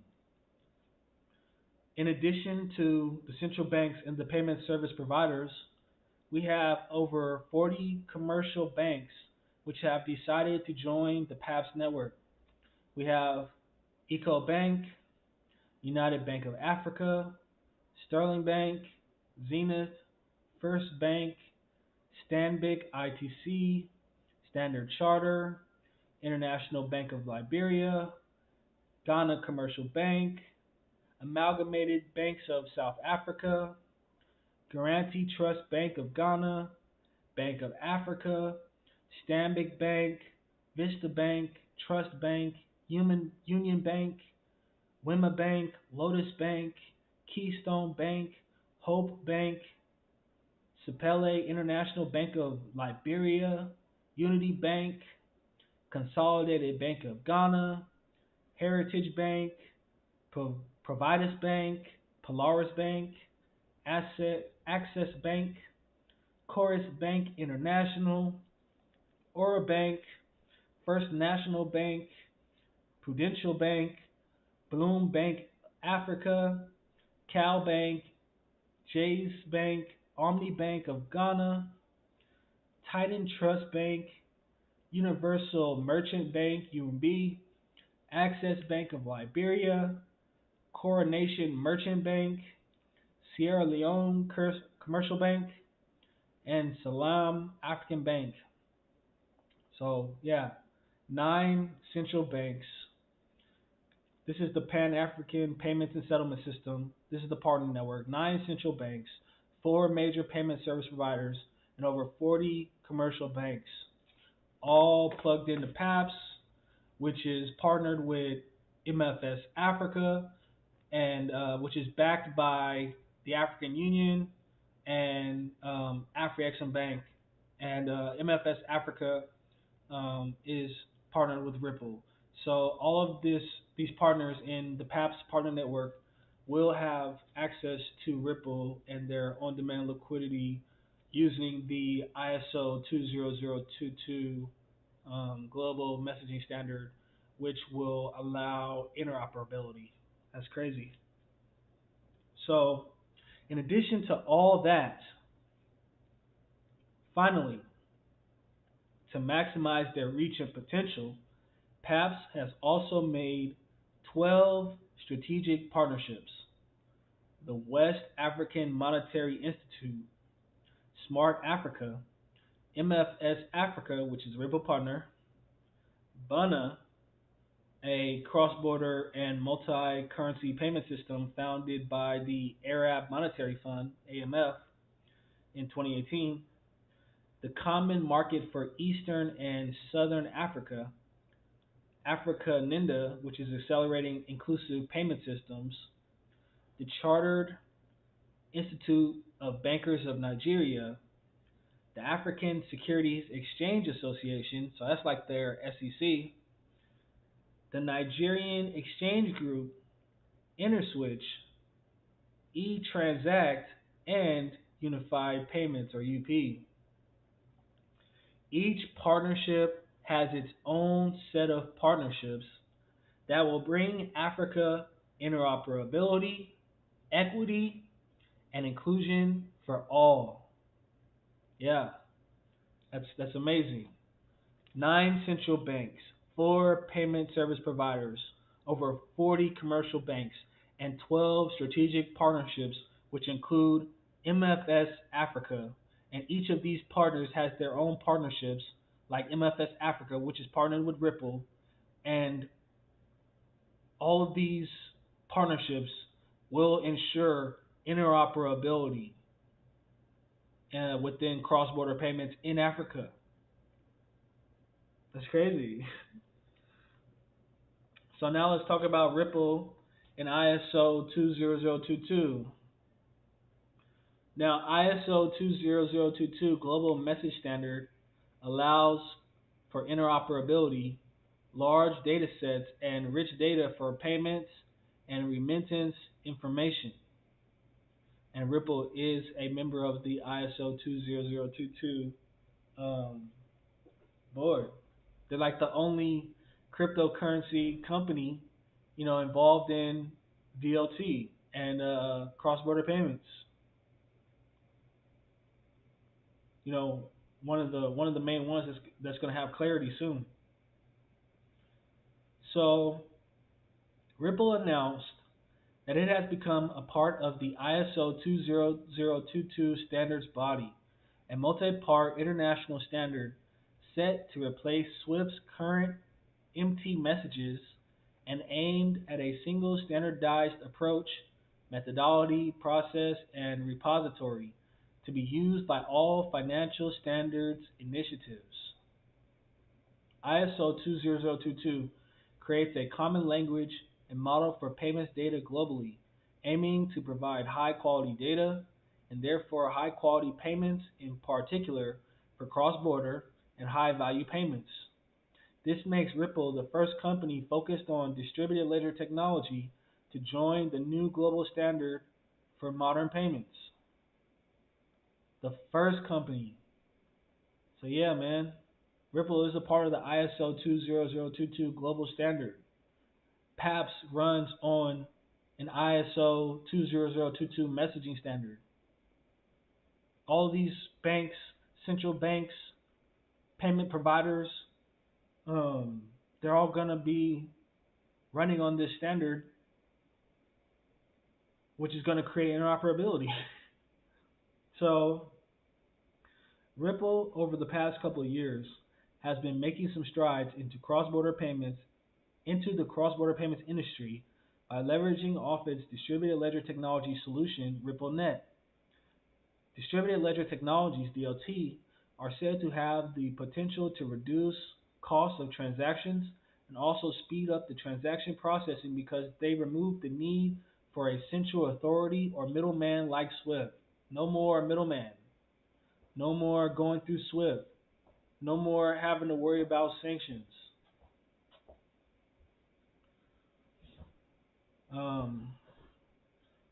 XRP it's like politically agnostic. There's no central party. There's no counterparty risk.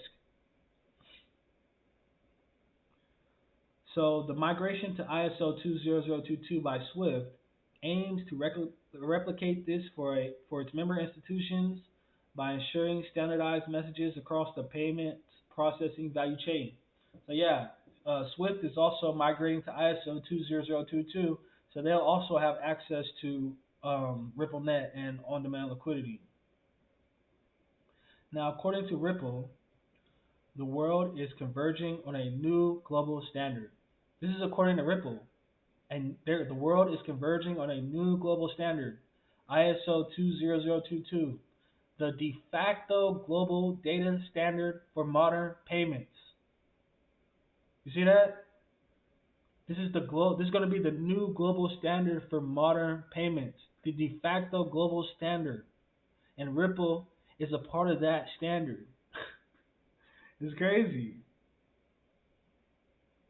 Now, Ripple's ISO 20022 membership will allow customers to utilize RippleNet to access a network of global financial institutions and connect to one standardized API for all counterparty connections. So yeah, all the banks are going to be able to plug into this API, which is RippleNet, and they'll be able to send their payments cross borders in damn near real time and have settlement in local currency and have verification of the payment so they don't have to worry about double spend. And the payment is going to be sent like 95% cheaper than it would if it would go through SWIFT. So, by adhering to the ISO2022 standard, further validation is provided to show the potential of DLT in the world of traditional finance and payments, as all financial institutions by 2022, which is last year, will have to comply with the same payment standard and mandate.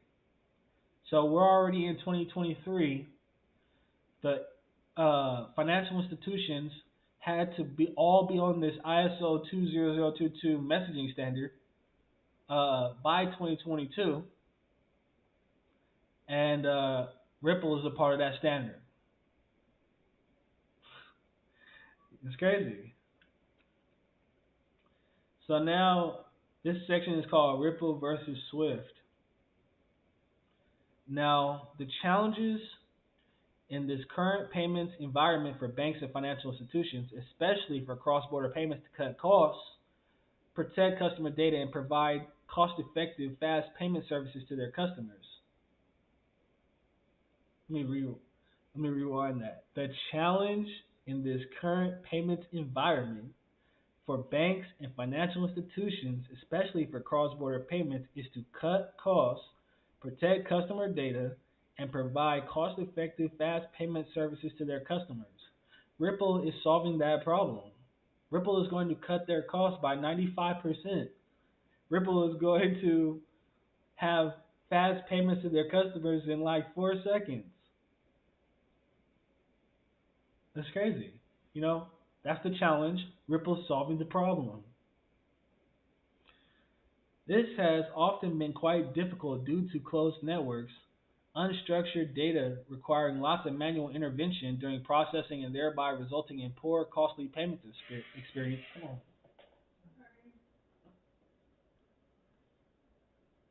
So, it's hard to send payments through SWIFT because it takes 3 days.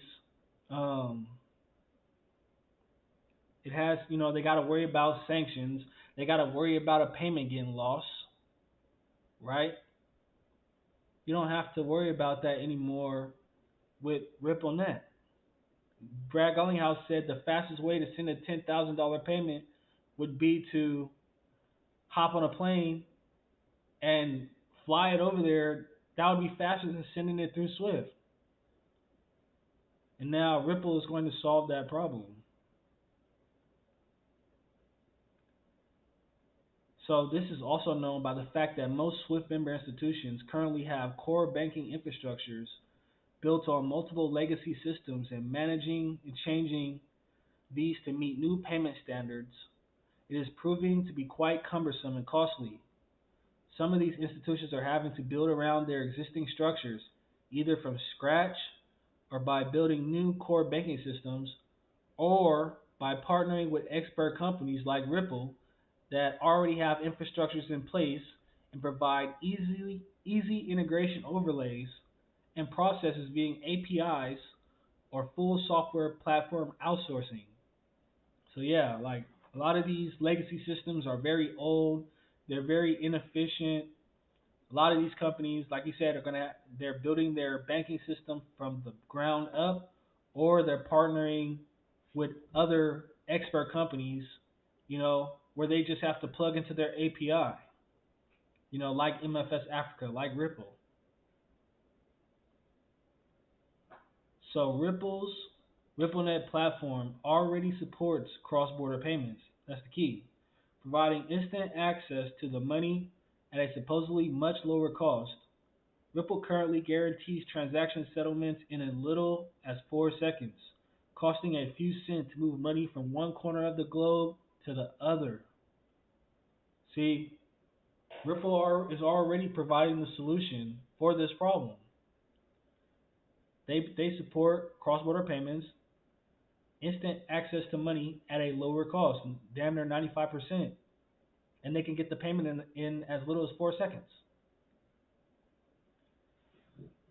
Ripple values propositions for RippleNet and its ISO 2022 membership is that its customers will be able to do the following: help define the future direction of cross-border payments, access a network of global financial institutions governed by rules and is functional, leverage software to enable fast, transparent, and seamless cross-border payments, RippleNet, connect to one standardized API for all counterparty connections, and simplify implementation and reduce operational overhead.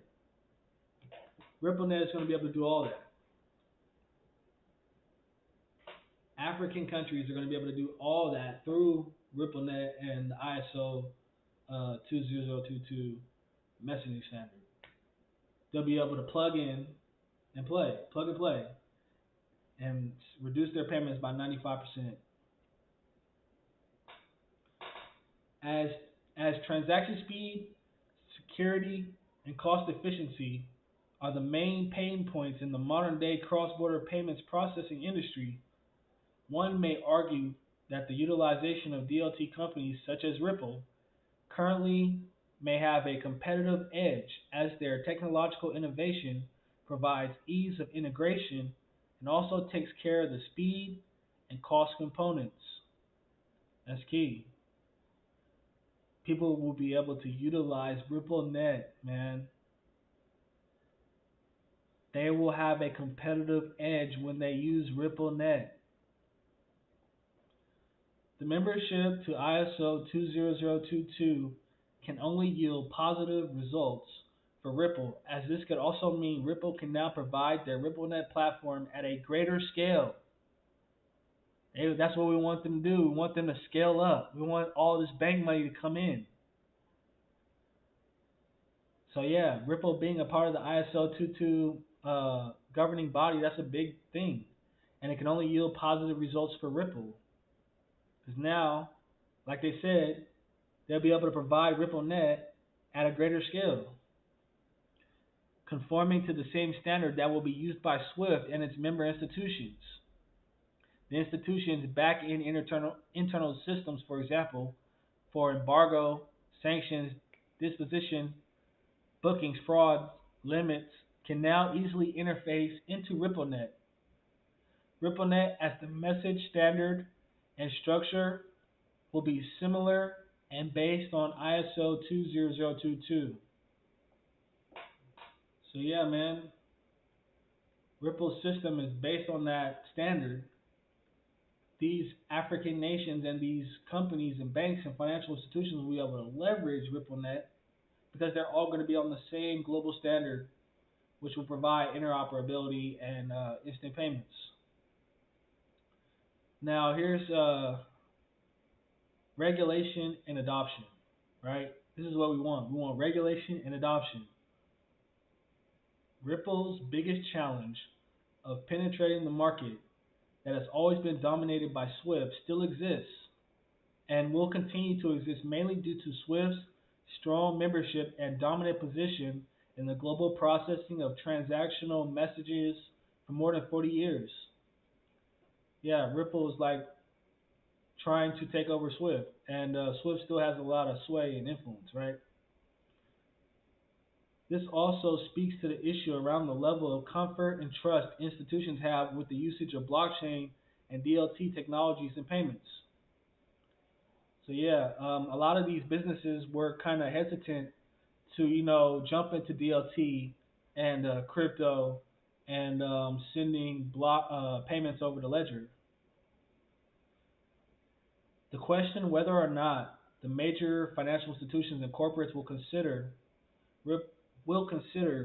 Ripple as a viable alternative to SWIFT will pretty much come to the regulatory and compliance requirements that will apply for DLTs, and Ripple's membership to the ISO 2022 standard is definitely a step to ensuring DLTs are seen as complying to global payment standards. So yeah, the reason XRP is not being used like we wanted to, like we want them to scale up on it, is because of regulation and adoption. We need regulations. We need compliance before these banks can jump into DLT. That's the only thing that's stopping us right now. is regulation. If we had regulation right now, all these corridors would be turned on right now. I mean, they're probably already all turned on right now because all these financial institutions were supposed to go on the standard last year. So they're probably all plugged in already. We just need the regulation so they can flip the switch. One other thing worth noting is payments are also becoming more of what other added value can one get, be it from the actual processing of transactions or from the data derived from processing transactions, unlike the traditional forms of payments, which were just a mechanism of moving money from point A to point B. With open banking now coming into practice and now being regulated globally, the importance of having platforms that can easily source financial information in a secure way has become more critical and also may play a significant role in determining how banks and other financial institutions develop their core banking infrastructure. So yeah, man, Ripple is being regulated globally. A lot of these institutions and banks and payment providers are plugging in. And this DLT is going to become more critical and play a significant role in banking. We just need the regulation and adoption. Now, the ease of integration via standardized APIs to open source platforms for ensuring that core banking systems do have open source capabilities will be vital to the future of payment processing and payment systems for the banks and financial institutions. You see that? The ease of these banks being able to plug into RippleNet's API, that is going to be vital, they said, vital to the future of payment processing and payment systems. Now, due to the fact that DLT is already decentralized and has a transparent way to keep records, which are collaboratively produced and can be shared freely and published transparently, Ripple's solution that now also encompasses the ability to process messages that meet the ISO2022 standard can soon prove to be a very attractive, complete package to banks and financial institutions. So RippleNet is attractive. It's attractive to these banks and to these financial institutions. And, you know, they're going to be plugging in. If they're not already plugged in, they're all on this messaging standard, which Ripple is a part of, which will create interoperability, faster payments, at a cheap rate and a large scale. So yeah, man, basically the only reason why XRP hasn't really popped off like that is because of regulation and adoption, especially in the United States. Now,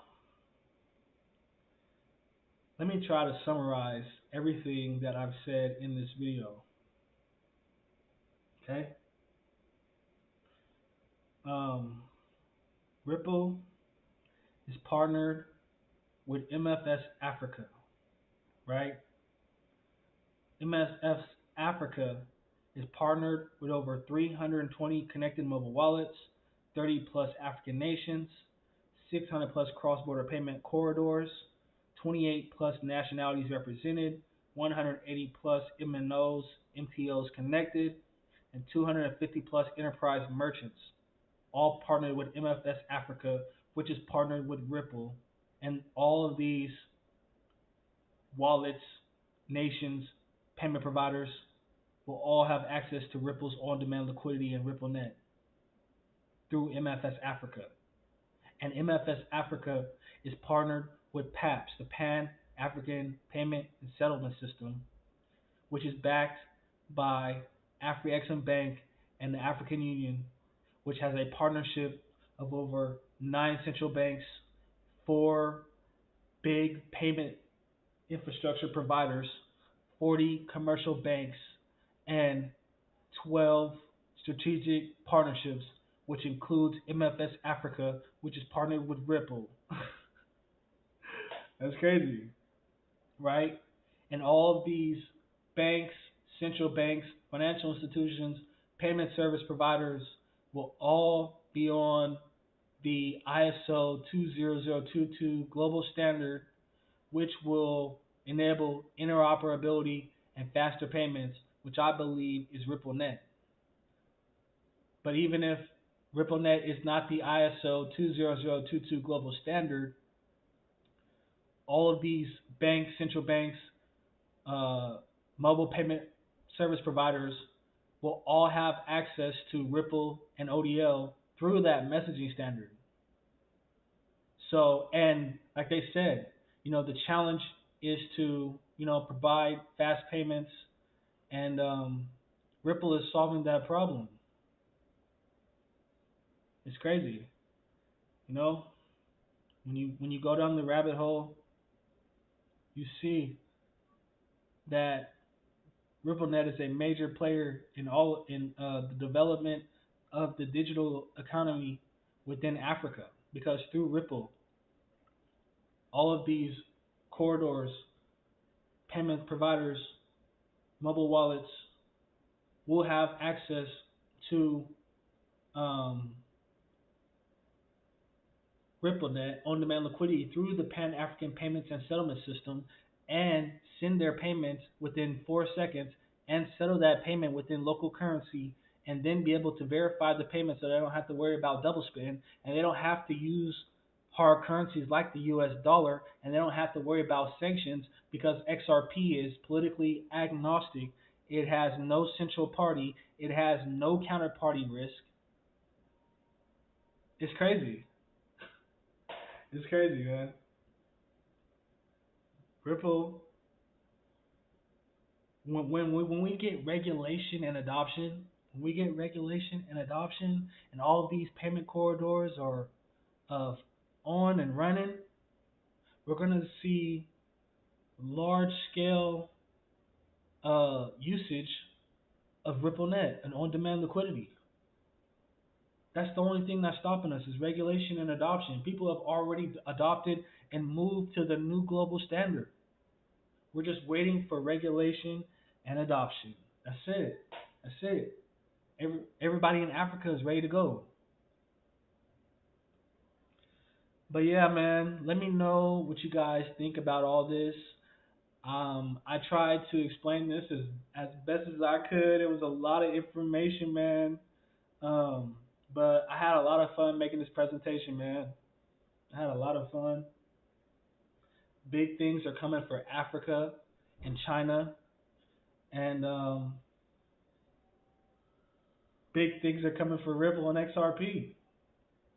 Because this global standard is being adopted globally. Let me know what you think about all that, alright? And last but not least, I want to give a special thanks to Philip Scott and the African Diaspora News Channel.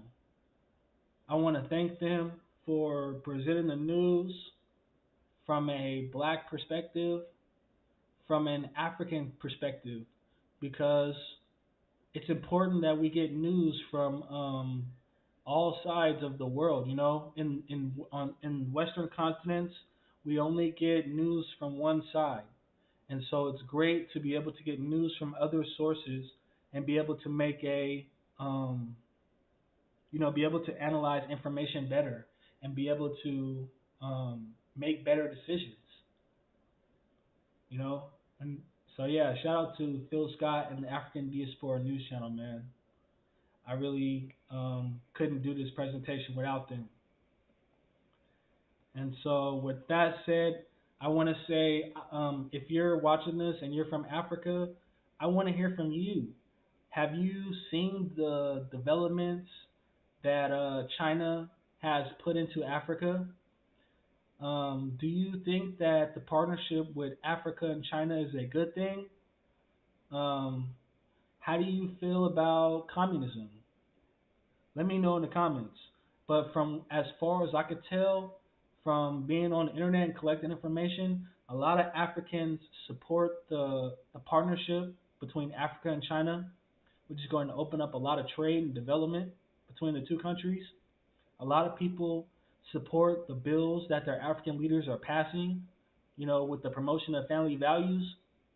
And a lot of people can see right through the West. They're tired of the West bullying them and intimidating them and threatening to issue sanctions against them, cutting off their aid, cutting off their drugs and exports and all that stuff. This is why the need for XRP and Ripple is growing, man. I'm telling you. And once we get regulation and adoption, which is the only thing that is stopping us right now, we're going to see large-scale usage of RippleNet and on-demand liquidity. So yeah, man, let me know what you guys think about all of this. This is RPU, and I will see you in the next video.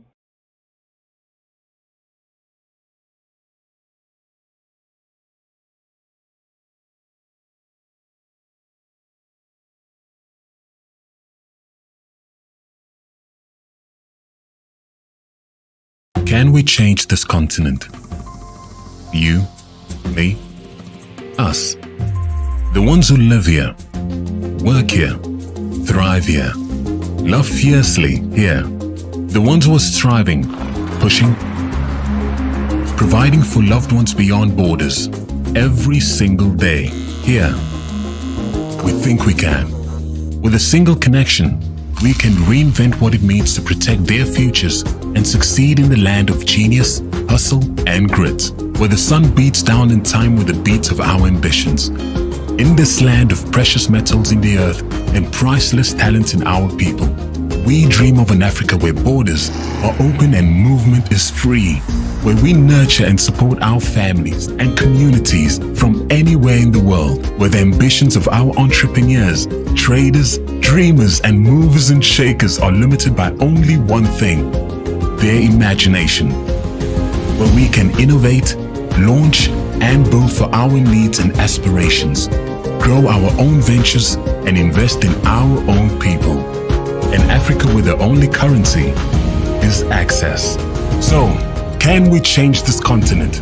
We know we can. We are MFS Africa, making borders matter less. This is incredible. We have a lot of stuff that we've talked about here, and I think I want to kind of wrap it right here for this one. But any final thoughts before we go?